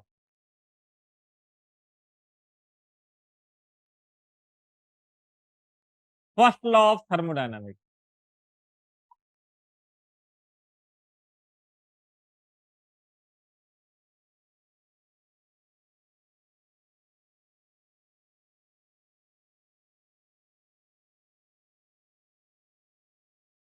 इंटरनल एनर्जी को आप डेल्टा यू से लिखते हैं या फिर डेल्टा ई से लिखते हैं? इंटरनल एनर्जी को किससे लिखते हैं? डेल्टा यू से या फिर डेल्टा ई से? तो पहले इसका स्टेटमेंट सुन लें क्योंकि स्टेटमेंट से इसमें रिलेशन नहीं आता। स्टेटमेंट क्या है इसका? कि energy can neither be created nor be destroyed. Energy can neither be created nor be destroyed. ना तो क्रिएट होगी अपने मन से और ना तो ऐसा होगा कि डिस्ट्रॉय हो जाए। तो मतलब अगर ये हमारे सामने पेन है, अगर ये गायब हो जाए तो ऐसा पॉसिबल नहीं है क्योंकि ये मास है हमारा। अगर मान लीजिए किसी कंडीशन में पॉसिबल होता है, तो इसका मतलब होगा ये मास है, ये एनर्जी में कन्वर्ट हो गया है। केवल सिंपल सा मतलब इतना है, वो सब्लिमेट हो गया है, ठीक? जैसे ये पेन था डिसअपीयर हो जाए हमारे हाथ से, तो ये मैजिक नहीं है। क्यों? क्योंकि ये मास है, ये एक पार्ट से दूसरे पार्ट में कन्वर्ट हो गया है। वो सॉलिड था, अगर वो नहीं दिख रहा है इसका मतलब वो गैसियस स्टेट में कन्वर्ट हो गया है, सब्लिमेट हो गया है। हाँ, तो क्रिएट होगी तो एक दूसरे से ट्रांसफॉर्मेशन होता है वो। क्रिएट नहीं हो रही है वो, चेंज हो रही है। उसके पास खुद की एनर्जी कुछ थी, क्रिएट नहीं हो रही है। इसके पास खुद की एनर्जी क्या थी जो इसको पोटेंशियल एनर्जी थी, जो इसके पार्टिकल्स आपस में बंधे हुए थे। तो अब ये पार्ट वो एनर्जी कन्वर्ट हो गई मूव में। क्योंकि अगर आपने इसमें कुछ हीट दी ना, तो उसने वो हीट लेके वो दूर चले गए। तो क्रिएट नहीं हो रही है, वो एक ट्रांसफॉर्मेशन होता है, एक से दूसरे पार्ट में चला जाता है। मतलब अगर बहुत सारी एनर्जी है आप उसको स्टोर कर सकते हैं। एनर्जी अगर आपने बहुत सारी एनर्जी ले ली है, उससे मास नहीं आ जाएगा, उससे वर्क डन हो सकता है। आप जैसे E equal to mc square है तो मास एनर्जी में कन्वर्ट हो रहा है। एनर्जी का यूज़ करते हैं वर्क डन में, मैकेनिकल प्रोसेस वगैरह। अब ये नहीं कि एनर्जी से है उससे हम मास वगैरह क्रिएट करें, ऐसा नहीं है। वो हमारा वर्क डन में यूज़ हो जाएगा, मैकेनिकल प्रोसेस वगैरह में हो जाएगा, एनर्जी से। हाँ, ऐसा नहीं हो सकता है। एनर्जी के पास मास होता है लेकिन अब उससे नहीं कन्वर्ट कर सकते हैं कि एनर्जी है उससे मास कन्वर्ट कर लें, नहीं ऐसा हो सकता है। तो फर्स्ट लॉ ऑफ थर्मोडायनामिक्स में देखिए क्या कहता है, जैसे कि आप दौड़ रहे हैं, तो आप वर्क कर रहे हैं। क्या कर रहे हैं? वर्क कर रहे हैं। तो एक तो एनर्जी का पार्ट जा रहा है आपका किसमें? वर्क करने। किसमें जा रहा है? और दूसरा पार्ट जा रहा है जो बॉडी रिलीज़ कर रही है एनर्जी। तो जो इंटरनल एनर्जी है, उसका यूज़ कर सकते हैं या तो वर्क डन में या तो हीट रिलीज़ होती है। तो हीट और वर्क डन का सम क्या होता है? Internal energy. कुछ एनर्जी इसकी कुछ एनर्जी हमने यूज़ कर ली, हीट रिलीज़ होगी और कुछ वर्क डन में यूज़ होगी बस। आप चाहे क्यू यू से लिखें या फिर उससे लिखें। डेल्टा यू और डेल्टा ई एक ही चीज़ है। तो आपके पास जो एनर्जी थी, जो भी एनर्जी थी, उस एनर्जी में आपने क्या करेंगे, कुछ वर्क करेंगे और उसके साथ में कुछ एनर्जी भी रिलीज़ होगी। ऐसा नहीं है कि आपके पास 100 किलो जूल की एनर्जी है, पूरी की पूरी आपने वर्क में कन्वर्ट कर ली। ऐसा तो नहीं है ना, कुछ ना कुछ हीट हो जाएगी, निकल जाएगी, ठीक है ना? अगर किसी ने दिया तो जैसे सिस्टम में पहले से थी, एनर्जी कुछ पहले से थी, हमने प्रोवाइड की 100 जूल की एनर्जी। तो ये नहीं कि सारी की सारी 100 वाली कन्वर्ट हो रही है वर्क डन में, उसमें से अगर 80 कन्वर्ट हो गई वर्क में तो 20 उसने अब्ज़ॉर्ब कर ली। तो इस तरह से उसकी जो इंटरनल एनर्जी है वो हीट और वर्क डन दोनों का सम है, दोनों का सम है, हीट और वर्क डन, ठीक है ना? दोनों का सम है। और W is equal to minus P external delta V। W is equal to क्या है? W इज़ इक्वल टू क्या?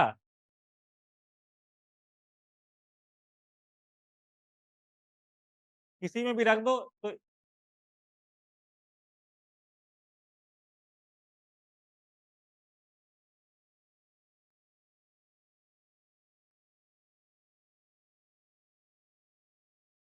फॉर्मूले भी पूछ लिए जाते हैं, कभी-कभी इतना सिंपल क्वेश्चन आता है कि फॉर्मूले ही पूछ लिए जाते हैं, कि 2-4 फॉर्मूले लिखें इसमें कौन-सा करेक्ट है, कौन-सा इनकरेक्ट, ठीक? ऐसे भी आ जाते हैं कभी-कभी।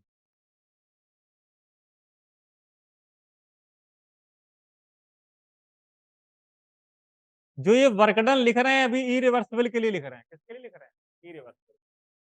अभी रिवर्सिबल के लिए हम वर्क डन करवाएँगे। इरिवर्सिबल है अभी हमारा, ठीक है ना? इरिवर्सिबल है, चाहे आइसोथर्मल हो या आइसोबैरिक हो, इरिवर्सिबल। अब आप थोड़ा-सा जो आपने प्रोसेस पढ़े थे, ज़रा उस पे आएँ। आपने कौन-कौन से प्रोसेस पढ़े थे? टाइप ऑफ प्रोसेस कौन से पढ़े थे? आइसोबैरिक और हाँ, एडियाबैटिक। तो हम पहले एडियाबैटिक पे आ जाते हैं।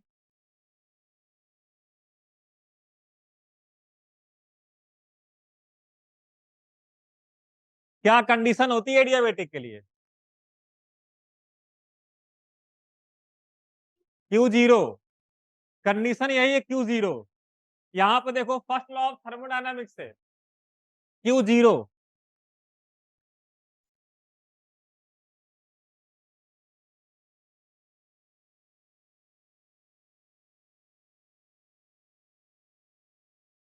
Q0 का मतलब वर्क डन जो हो जाएगा, वो वर्क डन जो हो जाएगा हमारा वो किसके इक्वल हो जाएगा? Internal energy, change in internal energy, change in internal energy.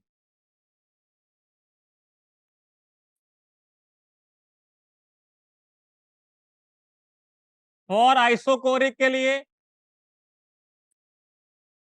Isochoric के लिए क्या होगा वर्क डन बताइए? 0 क्यों? Del we 0। आइसोकोरिक के लिए डेल वी 0 इसलिए वर्क डन 0। उसके लिए कोई वर्क डन नहीं होगा। क्यू एडियाबैटिक में Q0, जब Q0 तो W adiabatic delta U। Isochoric में जब वर्क डन निकाल रहे हैं ना हमने, तो उसके लिए अब ये 0 तो delta U equal to Q आ जाएगा। तो हम वर्क डन की बात कर रहे हैं इसलिए, तो Q तो बचेगा ना।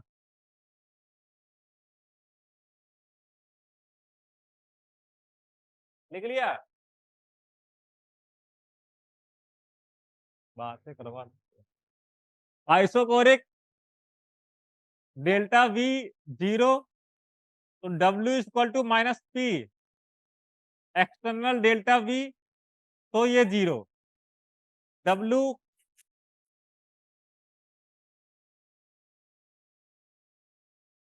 फर्स्ट लॉ ऑफ थर्मोडायनामिक्स की बात करेंगे अगर, तो Q प्लस W होता है ना, तो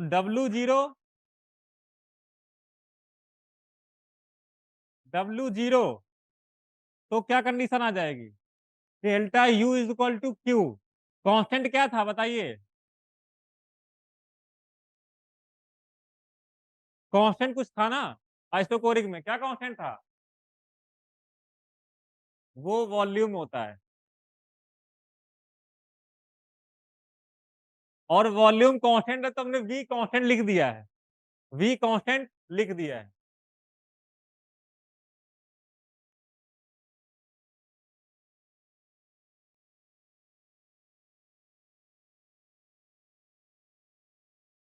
थर्ड प्रोसेस बात करते हैं हम,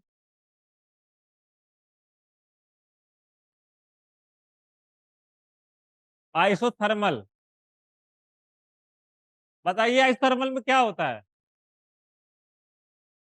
क्या होता है, आइसोकोरिक क्या होता है, कोरिक से कोर, कोर से मतलब वॉल्यूम, बस। और आइसोथर्मल में temperature constant delta T zero, यही तो, चेंज इन टेम्परेचर जीरो, तो डेल्टा यू जीरो, कुछ भी सेम नहीं है, बस देखने में क्योंकि डेल्टा यू बताया था अभी, डायरेक्टली प्रोपोर्शनल टू टेम्परेचर। जब टेम्परेचर में चेंज नहीं हो रहा, जो पहले था वो बाद में था, तो इंटरनल एनर्जी में भी कोई चेंज नहीं होगा, वो भी 0 होगा। तो फर्स्ट लॉ ऑफ थर्मोडायनामिक्स से क्या पता है आपको, delta U is equal to Q plus W पता है, तो ये 0 हो गया, Q plus W minus Q is equal to W, एक रिलेशन ये आएगा, और दूसरा आएगा डब्ल्यू इज इक्वल टू, आपको हो सकता है एक ही दिख रहा हो, लेकिन हमें दो दिख रहे हैं, ये दोनों अलग अलग चीजें हैं। आपको हो सकता है एक ही लग रहा हो, मैथमेटिक्स की तरह एक ही लग रहा है। इस ये क्या बता रहा है, heat absorb by the system is equal to work is done on the system. ये क्या बता रहा है, हीट, नहीं सॉरी, ये heat release by the system, heat release by the system क्योंकि नेगेटिव है, heat release by the system is equal to work is done on the system. ये बता रहा है heat absorb by the system is equal to work is done by the system. ये दोनों mathematically equal हैं, लेकिन ये दोनों अलग अलग बातें बता रही है। ये बता रहे कि work is done on the system positive है, ये बता रहा है work is done by the system है, ये बता रहा है heat release by the system है, ये बता रहा है heat absorb by the system. हाँ, तो अलग अलग चीजें हो रही है, मतलब अगर आपसे कहा जाए तो इसमें भी थोड़ा सा बस प्रिकॉशन रखने की जरूरत है ना। एक ही चीज है लेकिन उसको दो तरह से हम बता रहे हैं।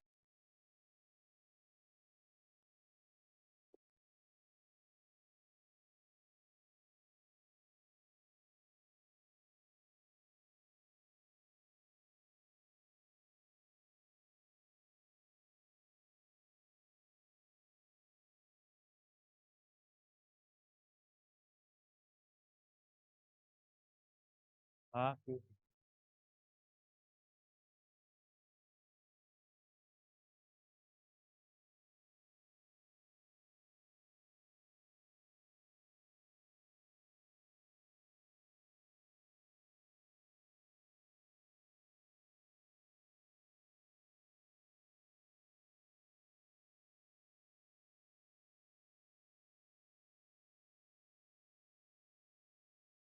फ्री एक्सपेंशन देखो, फ्री एक्सपेंशन इसमें देखिए, फ्री एक्सपेंशन का मतलब है अपने आप एक्सपेंड हो रहा है, तो वर्क डन तो होगा नहीं। W0, delta U zero and Q0 free expansion में। फ्री एक्सपांशन में क्या होगा? अपने आप एक्सपेंड हो रहा है।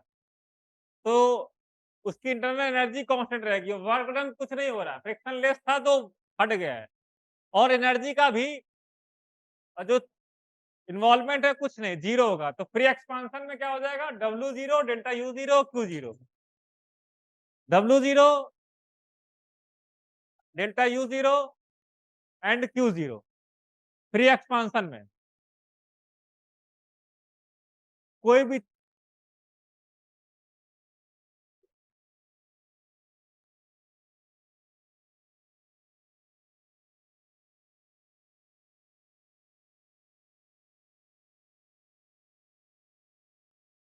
पी एक्सटर्नल था, हमने प्रेशर नहीं लगाया, प्रेशर लिखा ही नहीं। जब पी एक्सटर्नल 0 है तो वर्क डन अपने आप 0 है, इसलिए।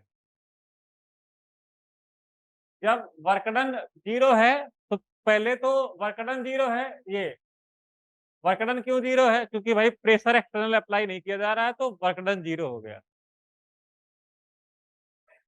यहाँ पर जो भी पार्टिकल्स थे, वो केवल एक्सपैंड हो रहा है, वो एनर्जी गेन और लॉस नहीं कर रहे हैं।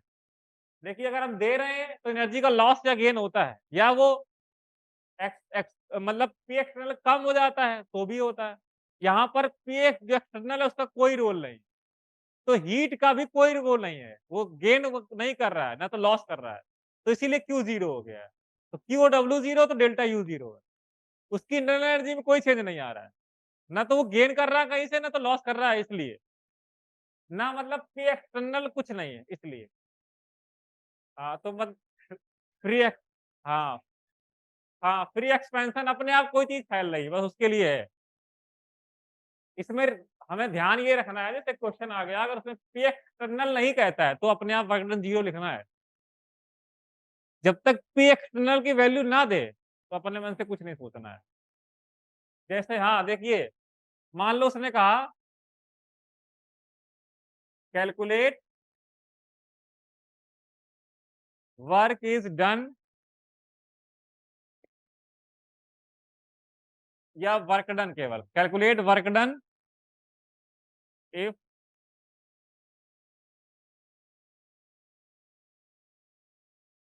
7 लीटर वॉल्यूम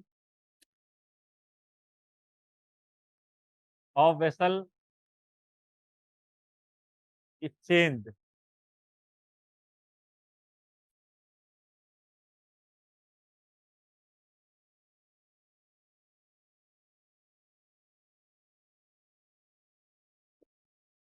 कितना आएगा वर्क डन?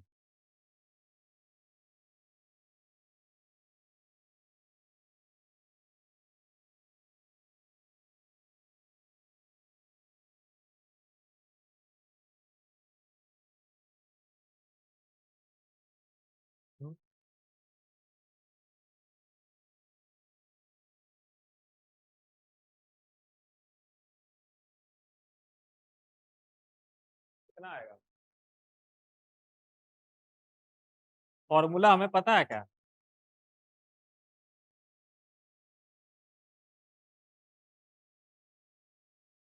पी तो 0 दिया गया है, बाकी 3 माइनस 7 है।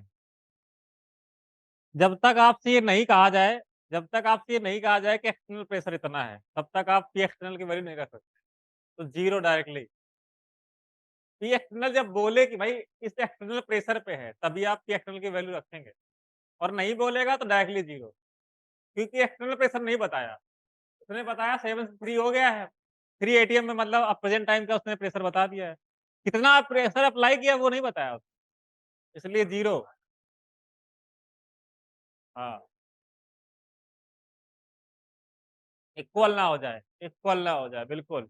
इक्वल ना हो जाए जब तक। पिस्टन को फ्रिक्शनलेस मानते हैं। इसलिए क्योंकि जो एक्सटर्नल प्रेशर है वो बताया नहीं ना। ये जब तक एक्सटर्नल प्रेशर की बताए ना, लिखे ना पी एक्सटर्नल है, तब तक नहीं लिखेंगे कुछ भी, 0। हाँ, नॉर्मल प्रेशर है, बताया ही नहीं, कितना एक्सटर्नल प्रेशर अप्लाई किया नहीं बता रहा है, इसलिए 0 लिखे। इस चीज़ को ध्यान में रखना है। नहीं तो वो लिख देगा और फिर एक्सटर्नल नहीं लिखेगा तो फिर आप कैलकुलेट करते रहोगे, तो 0 ही आएगा, कोई फ़ायदा ही नहीं है। तो वो फ़ायदा ही नहीं है, 0 ही आएगा डायरेक्टली।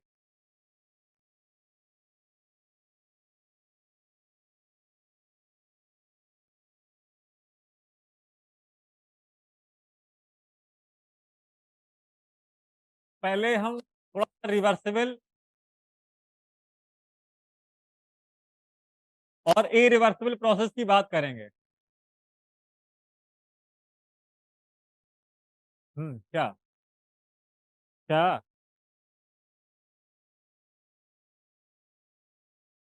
हाँ, वैक्यूम क्रिएट करने में। क्या?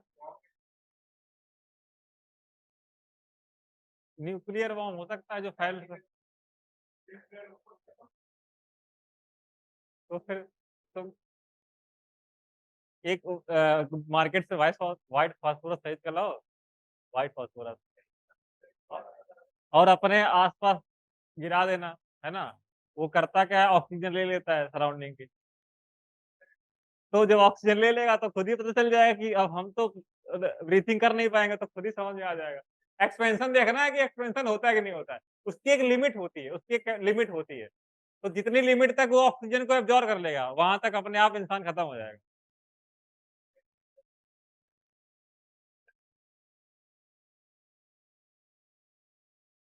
डिस्कस नहीं, रिवर्सिबल और इरिवर्सिबल प्रोसेस क्या है? वो तो एक बात हो गई और दूसरी बात बताओ?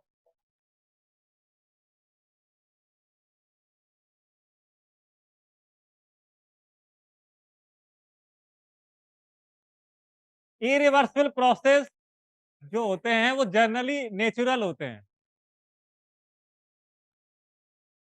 इरिवर्सिबल जो होते हैं जनरली नेचुरल प्रोसेस होते हैं, जनरली नेचुरल प्रोसेस होते हैं। ग्रोइंग होना, है ना? डाइजेशन जो अपने आप मतलब कुछ हाँ, स्पॉन्टेनियस वाला वही नेचुरल वाला, इरिवर्सिबल, नेचुरल प्रोसेस हो रहा है, इरिवर्सिबल। अब हम चाहते हैं कि इरिवर्सिबल ना हो, किसी को रिवर्स भी कर सके, तो वो रिवर्सिबल है। जैसे कि इरिवर्सिबल जितने भी प्रोसेस आप देख रहे हो अपने आप हो रहे हैं, वो सब इरिवर्सिबल है। जितने भी आप देख रहे हो अननेचुरल में, जैसे आप कोई भी ऐसा बात बताओ हमें जो देख रहे हो कि वो इरिवर्सिबल हो जाए, नेचुरल में।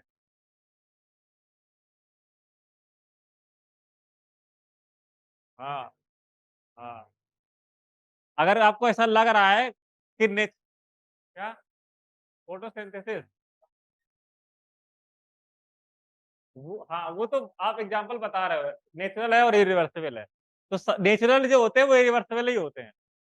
लेकिन अब उसके लिए हमें कुछ अलग काम करना होता है, जैसे कि नेचुरल से हट के हमें कुछ उल्टा करना है, तो फिर हमें फ़ोर्स लगाने की ज़रूरत पड़ती है, तब हो पाता है और सारे नहीं होंगे। ये नहीं समझना कि सारे कर लो आप। जो फल है वो मिल रहा है आपको ट्री से, अब सोचो आप कि उससे मिल गया अब हम उल्टा कुछ कर लें, ऐसा नहीं हो पाएगा, ठीक? तो अब क्या चेंज कर सकते हैं, जैसे वाटर का फ्लो अगर जनरली बात की जाए, वाटर का फ्लो किधर से किधर होता है वाटर का फ्लो? अप टू डाउन मतलब हायर लेवल से लोअर लेवल पे होता है, ऊपर से नीचे फ्लो होता है, तो ये नेचुरल है। अगर हमें मान लो नीचे से ऊपर फ्लो करवाना है, होगा कि नहीं होगा? नीचे से ऊपर हो जाएगा कि नहीं हो जाएगा? फोर्स लगाना पड़ेगा ना और हमें इक्विलिब्रियम पे रखना है, ऊपर से नीचे भी हो, नीचे से भी ऊपर हो, दोनों पे इक्वल कर दें। जिस रेट से ऊपर से नीचे वाटर जा रहा है, उसी रेट से नीचे से ऊपर फ्लो कर दें, तो फिर वो रिवर्सिबल हो गया, ठीक? अब यहाँ पे थोड़ा समझ लो, जैसे एक हमारे पास गैस भरी हुई है, सुनिए इधर, क्लास के बाहर कर देंगे हम अभी बता दे रहे हैं।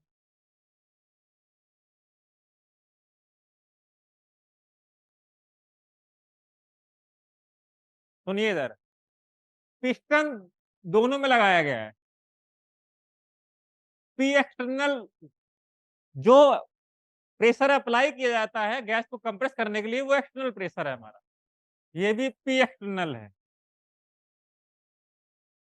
हाँ, ये गैस है।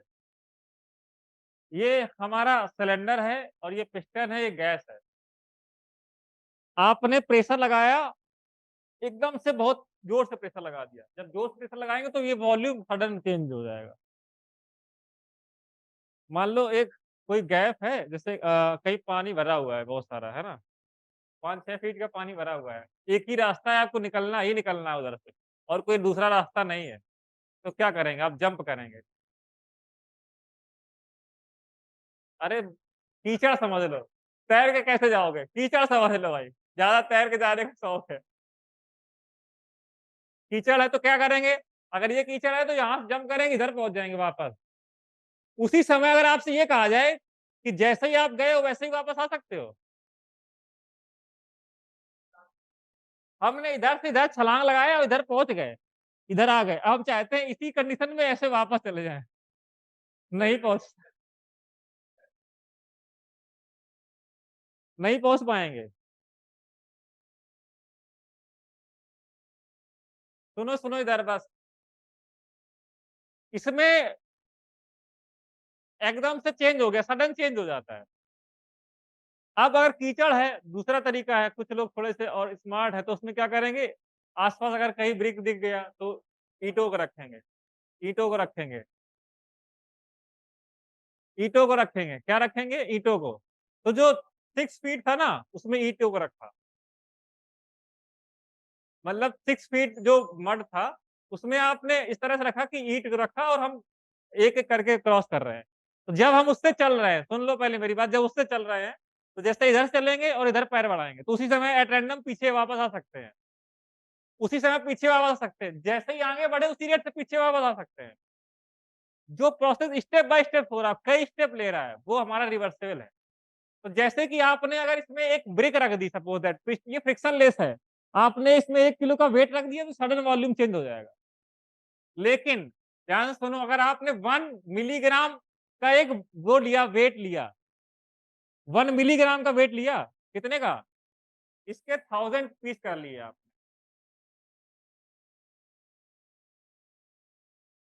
कितने पीस कर लिए? 1000 पीस कर लिए। 1 मिलीग्राम के 1000 पीस। आपने इसमें 1 पीस रखा, उस 1000 पीस वाला 1 पीस रखा। नहीं पड़ेगा, बस वो दिखेगा नहीं। इसमें वर्क होगा लेकिन वो दिखेगा नहीं। ऐसा ही हम करते-करते 1 लाख वेट रख जाएँगे, तो इसमें कुछ वर्क डन समझ में आएगा। और रिवर्सिबल क्यों? क्योंकि जैसे ये रखा है, इसको हम हटा भी सकते हैं तुरंत। इसको रखा है, इस वेट को तुरंत हटा भी सकते हैं। दूसरे को रख रहे हो, आप इसको हटा लोगे। तीसरे को रख रहे हो, उसको हटा लोगे। तो जितना रख रहे हो उतना आप हटा भी सकते हो। मतलब उस वापस उसी रेंज में आ सकता है वो। तुरंत उसी रेंज में आ सकता है। लेकिन रिवर्सिबल में उसी रेंज में नहीं आ सकता है। इसका प्रेशर जो है अंदर गैस का है, वो पी गैस या पी मान लिया है। क्या मान लिया है?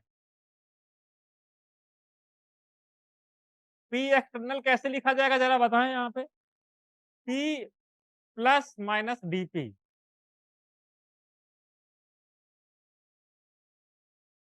ऐसे तो लिखा जाएगा। इसमें ऐसे लिखा जाएगा कि नहीं? ये गैस का था और पी एक्सटर्नल था। अब इसमें थोड़ा-सा रख रहे हो, फिर हटा रहे हो तो एक्सटर्नल पे।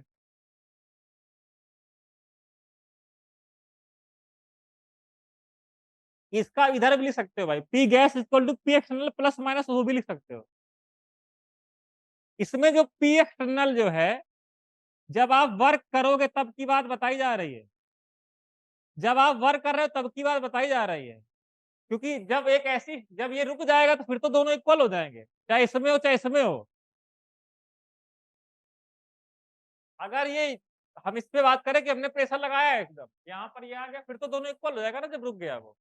तो पी एक्सटर्नल और पी गैस इक्वल हो जाएगा। लेकिन जब वर्क होगा, तब पी एक्सटर्नल की वैल्यू पी गैस से ज़्यादा होगी। जब वर्क करेंगे, बहुत सारा प्रेशर अप्लाई करने पड़ेगा, उस समय ज़्यादा होगी। जब रुका हुआ है तो दोनों इक्वल होगा। कोई भी रुका हुआ है तो दोनों प्रेशर इक्वल है। और दोनों प्रेशर का मतलब अगर कुछ नहीं बता रहा है तो एटमॉस्फेरिक प्रेशर के इक्वल हो गया वो, अगर हम लगाना बंद कर दिया है। 1 एटीएम पे अगर अपने आप कोई गैस है एक्सपेंड होते-होते आप कुछ प्रेशर अप्लाई नहीं कर रहे हैं, एक समय पे रुक गई है तो मतलब 1 एटमॉस्फेरिक प्रेशर है। तो ये तब है जब वर्क डन हो रहा है आप तब है जब वर्क डन हो रहा है।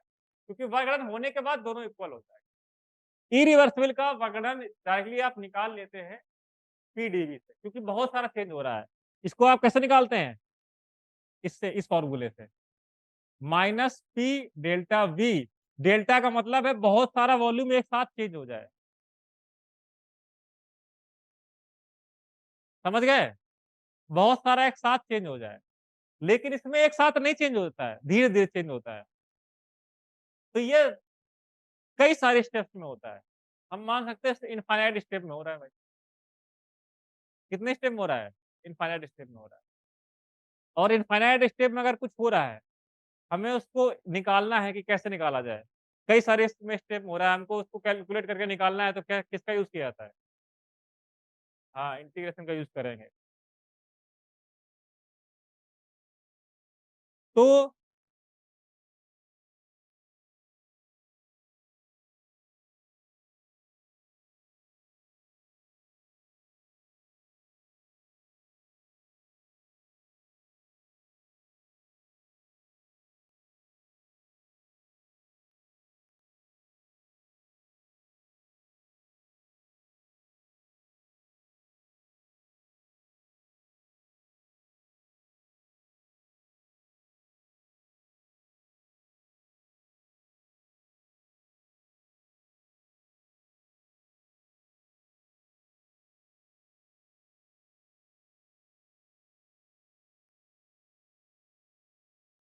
देखो इधर ज़रा, PV is equal to NRT ऐसा लिख रहे हैं हम, ठीक है ना?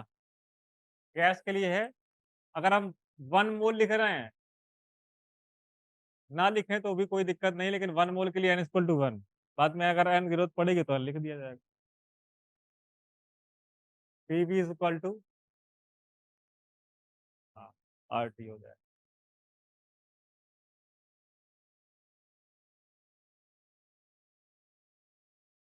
इसको इक्वेशन 1 मान लिया। W इज़ इक्वल टू क्या होता है? माइनस पी एक्सटर्नल और डेल्टा V होता है, ठीक है ना? W इक्वल टू क्या होता है? P external delta V। Irreversible के था तो डायरेक्टली था क्योंकि ये बहुत चेंज हो रहा था। रिवर्सिबल के लिए क्या है? क्या करना पड़ेगा आपको?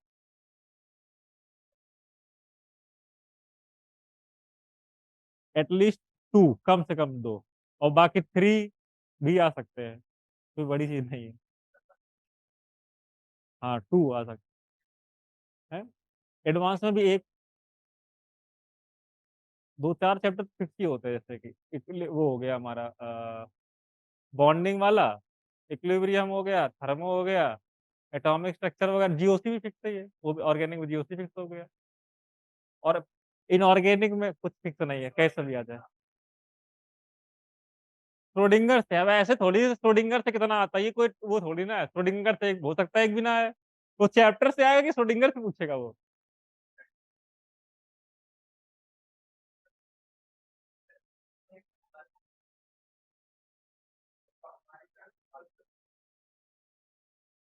सुनिए इधर, जब आप उसको बहुत सारे स्टेप्स में हो रहा था, बहुत सारे स्टेप्स में आपको कैलकुलेट करना है कि भाई इनिशियल से फाइनल में कितना निकला, तो इंटीग्रेशन लगाया, लिमिट भी तो लगाई जाएगी, लिमिट लगाई जाएगी, डेफिनेट वैल्यू निकालनी है। तो इरिवर्सिबल से इरिवर्सिबल के लिए ये, रिवर्सिबल के लिए ये हो जाएगा, ठीक है ना? जरा रिवर्सिबल के लिए ये इंटीग्रेशन लगाना पड़ेगा, कैलकुलेट करके कितने स्टेप्स में हो रहा था उससे नहीं, अब इनिशियल और फाइनल में कितना निकाला। देखो W is equal to minus V1 and V2, P external ध्यान से समझो, P एक्सटर्नल और ये P गैस है, ये क्या है? आपको पता है P एक्सटर्नल और P गैस में बहुत ज्यादा डिफरेंस नहीं था, डेल डीपी का डिफरेंस था। तो P एक्सटर्नल की जगह P गैस का वैल्यू रख रहे हैं, जो कि कितनी आ रही है? RT by V dV। P external को हमने क्या मान लिया है? P गैस, और P गैस कितना है? RT बाई V है, इसलिए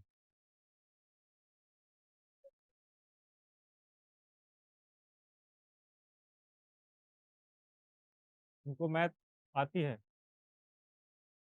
RT बाहर क्यों निकाला गया बताइए भाई?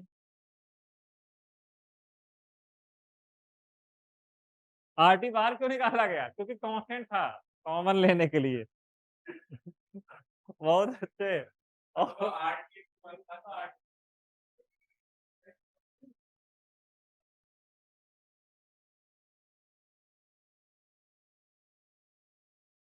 1/v, 1/v ln v।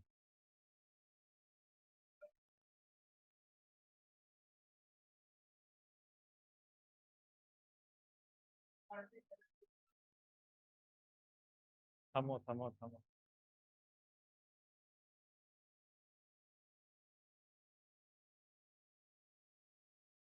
Minus R T L N, पहले V2 minus L N V1, इस तरह से आएगा। पहले अपर लिमिट फिर लोअर लिमिट।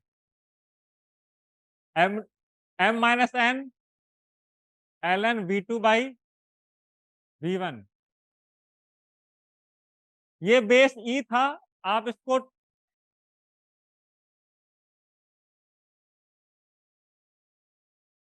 वो पूरा हमने रिवर्स, ये पूरा हमने रिवर्सिबल के लिए ही बता रहे थे। अगर इरिवर्सिबल था तो डायरेक्टली आप यूज करते थे पीडीवी। अगर रिवर्सिबल है तो इंटीग्रेट किया जाएगा, क्योंकि हमें कई स्टेप्स में कंप्लीट होता है इसलिए। ये इरिवर्सिबल के लिए डायरेक्टली है वो, और रिवर्सिबल के लिए जो अभी डेराइव कर रहे हैं वो।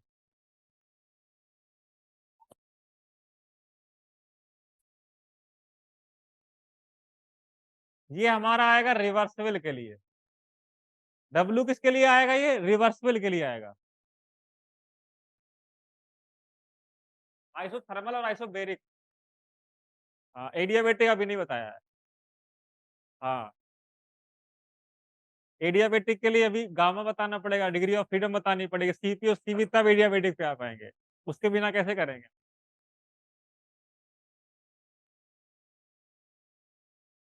अगर इसको माइनस नहीं लिख रहे हैं आप, वैसे माइनस वाला याद रखना है, ये वाला याद रखना है, ये वाला।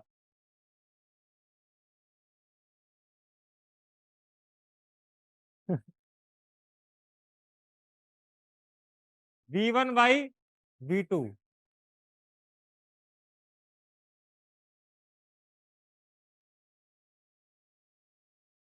टॉप सॉकेट क्या? आर को, चलो इसकी बात बता दे रहे हैं। आर आर की वैल्यू वैसे 8.314 होती है, तो उसको 25/3 लिखा जाता है। 0.0821 होती है तो उसको लिखा जाता है 1/12। ये लीटर एटीएम वाली है। अगर 0.083 है तब भी 1/12 रख के सॉल्व कर दिया जाता है। लेकिन ध्यान रखें न्यूमेरिक डिजिट ना हो कैलकुलेशन वाला, क्योंकि उसमें एक एक डिजिट इंपॉर्टेंट है। अगर आपका ऑप्शन वाला आ रहा है तो ही ऐसा करें, नहीं तो आपको अगर रखोगे तो उसमें थोड़ा सा 0.9 की जगह 0.8 ऐसा आ सकता है, तो एक डिजिट में आपका मिस्टेक हो सकता है। ये डायरेक्ट आपको याद ही रखना है, रिवर्सिबल के लिए डायरेक्टली याद ही रखना है ये।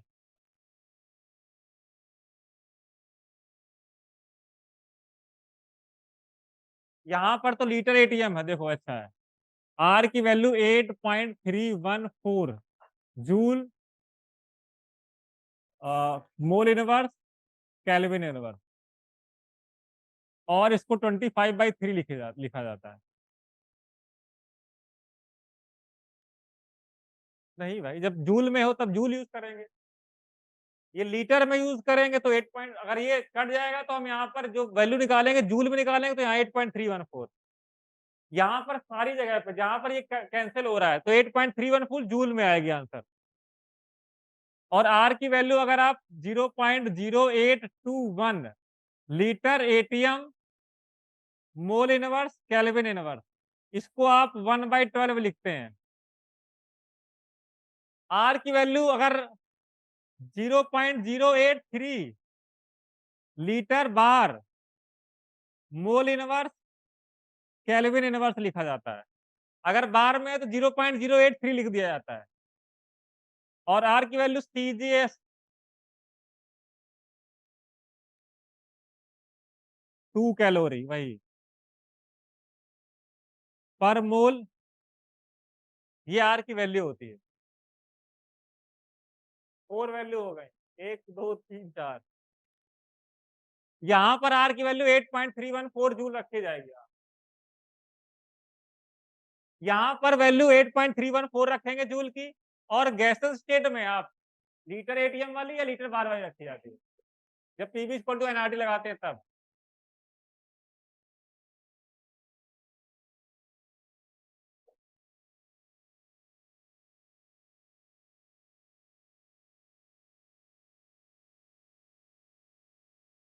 सौ सौ सौ हाँ।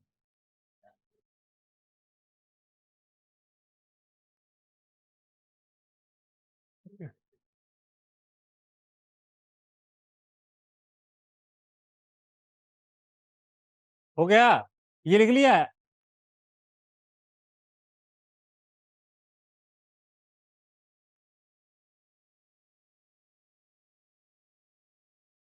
कभी कभी लीटर बार को जूल में कन्वर्ट करने के लिए कहता है तो 100 जूल लिखा जाता है। 100 जूल। लीटर बार अगर लिखा है जूल में कन्वर्ट करना है।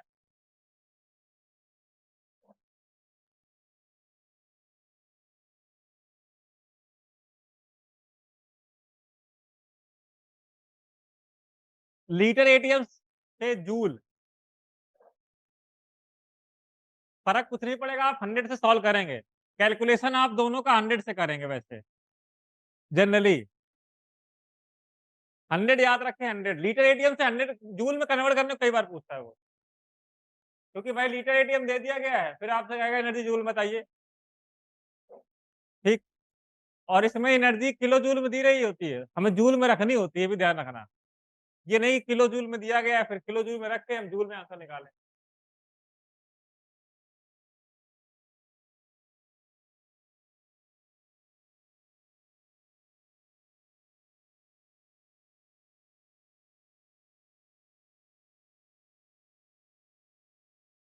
डिग्री ऑफ फ्रीडम की बात करते हैं हम थोड़ा सा।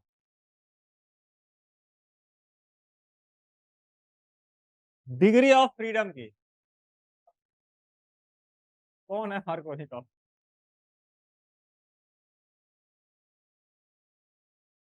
अरे ग्रेटर देन नहीं, दोनों का 100 यूज करते हैं जनरली, जब कैलकुलेशन है तो 100 यूज करें। ये तभी है जब आप ऑप्शन वाला हो, न्यूमेरिक हो तो ना करें ऐसा। ध्यान रखना, न्यूमेरिक में एक डिजिट पूछ लेता है। न्यूमेरिक में गलती ना करें, क्योंकि आप अगर 100 रखेंगे तो ऑप्शन से दिख जाएगा आपको। न्यूमेरिक रखेंगे तो फिर कल करना पड़ेगा, तो इसलिए उसमें गलती ना करें। श्रोडिंगर इक्वेशन में आइगन फंक्शन क्या होता है? कोई एक एग्जांपल बताओ हमें। आइगन फंक्शन कोई एग्जांपल बताओ हमें। वो तो हाँ, साई बताओ, कोई एक फंक्शन बता दो हमें, कोई भी एक। कोई फंक्शन बताओ, हमें लिख के बताओ, फंक्शन तुमने पूरा मैथ में पढ़ रखा है, कोई एक आइगन फंक्शन बताओ हमको। फाइव, वो वैल्यू बताओ फाइव की हमको। कोई एक ऐसी वैल्यू बताओ इसमें एन एल एम की वैल्यू निकालने हैं। तुमने पढ़ा है ना, साई की वैल्यू, एन एल एम की वैल्यू श्रोडिंगर ने बताई थी ना। तो उसमें एन कैसे निकालेंगे, एल कैसे, एम कैसे निकालेंगे?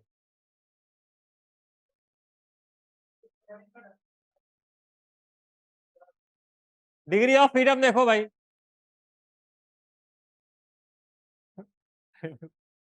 डिग्री ऑफ फ्रीडम, अभी हमने बताया था हमें मेनली किससे मतलब है। मेनली किस किस टाइप के मूवमेंट से मतलब है? ट्रांसलेशनल, रोटेशनल और वाइब्रेशनल। ट्रांसलेशनल, रोटेशनल और वाइब्रेशनल। अगर सिंगल एटम में हो रहा है तो फिर कहाँ से?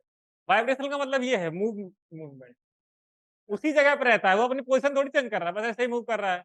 जैसे तुम बैठे हो, वाइब्रेट ऐसे ऐसे हो रहे हो मान लो, तो अपनी पोजीशन चेंज नहीं कर रहे हो, केवल हम अपने आप को इधर उधर एडजस्ट कर रहे हैं इस तरह से, है ना। डिग्री ऑफ फ्रीडम हमारी एफ हो गई। क्या हो गया? एफ। देखो क्या है डिग्री ऑफ फ्रीडम।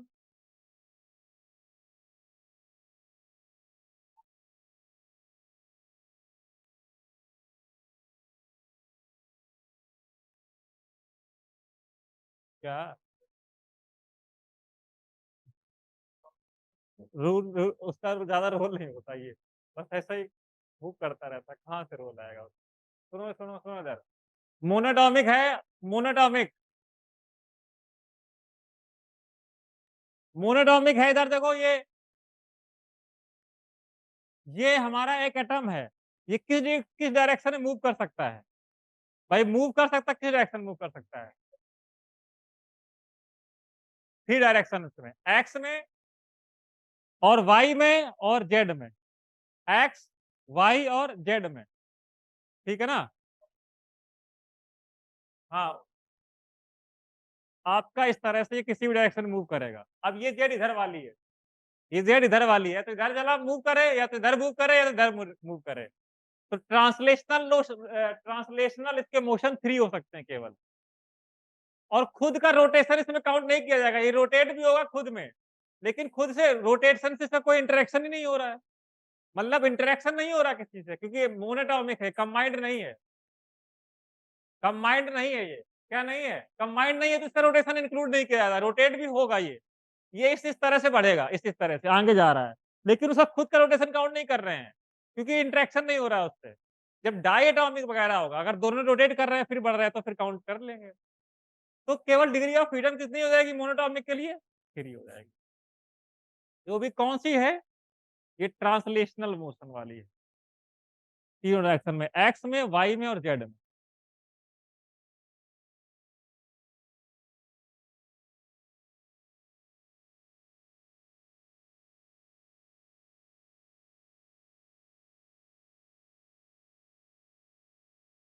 और डायटोमिक के लिए देखो भाई।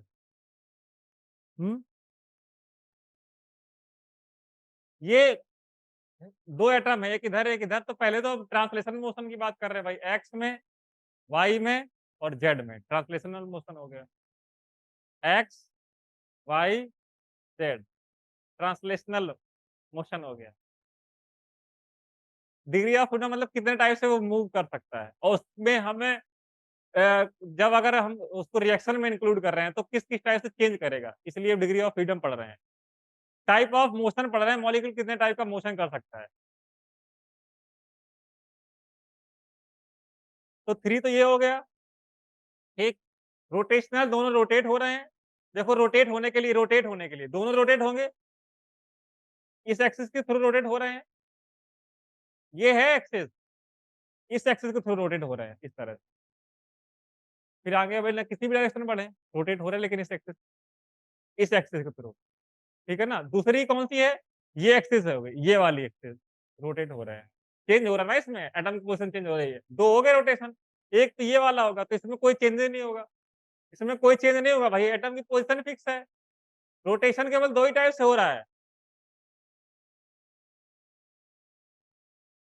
नहीं आया समझ में?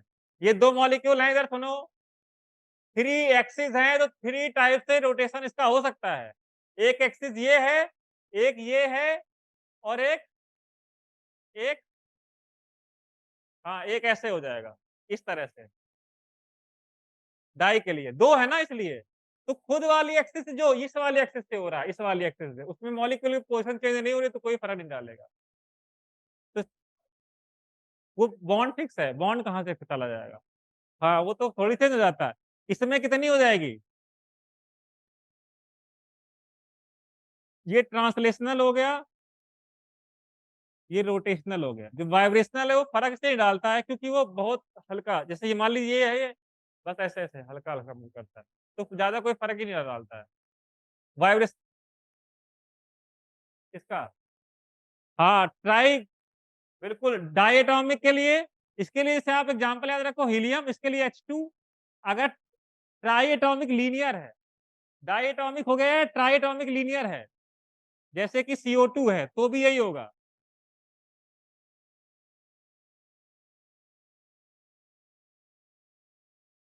लीनियर का मतलब है, अब लीनियर ट्राइएटॉमिक हो गया, इससे ज्यादा लीनियर होते नहीं, इसलिए नहीं लिखा है ना। ये ना सोचो कि 4 एटॉमिक हो गया, अगर 4 भी है तो भी वही आएगा। लीनियर अगर है तो फिर कोई भी लीनियर है तो फिर इस एक्सिस में रोटेशन उसको इंक्लूड नहीं करेंगे। अगर मान लीजिए वो नॉन लीनियर है, तीसरी कंडीशन बता रहे हैं आपको, ट्राई एटॉमिक नॉन लीनियर, तो इसके लिए F6 हो जाएगा। ये ट्रांसलेशनल हो गए और ये रोटेशनल हो गए। 6 हो जाएगा, जैसे मान लीजिए अब इसमें एस, ओ और ओ, फिर अब इस वाली रोटेशन में ही घूमेगा, उसके एटम की पोज़ीशन चेंज होगी, इसलिए उसको इंक्लूड करेंगे। अगर वो लीनियर नहीं है, मान लीजिए इधर है और इधर है, फिर आप इसको अगर रोटेट करेंगे तो इस एटम के ऊपर एक बार आएगा, एक बार नीचे आएगा, तो पोज़ीशन चेंज हो रही है, इसलिए 3-3 6 हो गया। डिग्री ऑफ फ्रीडम मोनो के लिए 3 और 5 और ये 6 ठीक? बस थोड़ा-सा, बस थोड़ा-सा। देखो गामा जो होता है 1 प्लस 2/f होता है और ये गामा बोलते हैं पॉइज़न्स रेशियो होता है, एक तो ये होता है और एक गामा ऐसे निकालेंगे Cp/Cv होता है। हाँ, ये heat capacity at constant pressure, heat capacity at constant volume.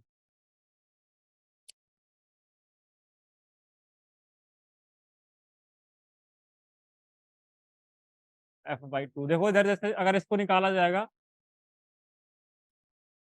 Degree of freedom monoatomic के लिए क्या किया जाएगा? मोनोटॉमिक के लिए क्या किया जाएगा भाई? गामा कितना आ जाएगा भाई 1 प्लस 2/3 और 5/3 आएगा। डायटोमिक के लिए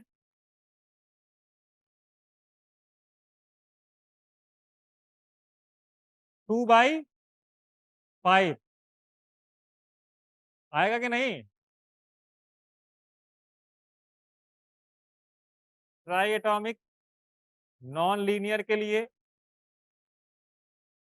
1 प्लस 2 बाई कितना? 6 6 to 8/6 4/3 हीट कैपेसिटी है, ठीक है ना? नेक्स्ट टर्न पे हम इसके आगे बताएँगे। हीट कैपेसिटी क्या होती है? कांस्टेंट प्रेशर पे, कांस्टेंट वॉल्यूम पे हीट कैपेसिटी बताएँगे और गामा और सीपी में और भी रिलेशन भी बताएँगे, ठीक?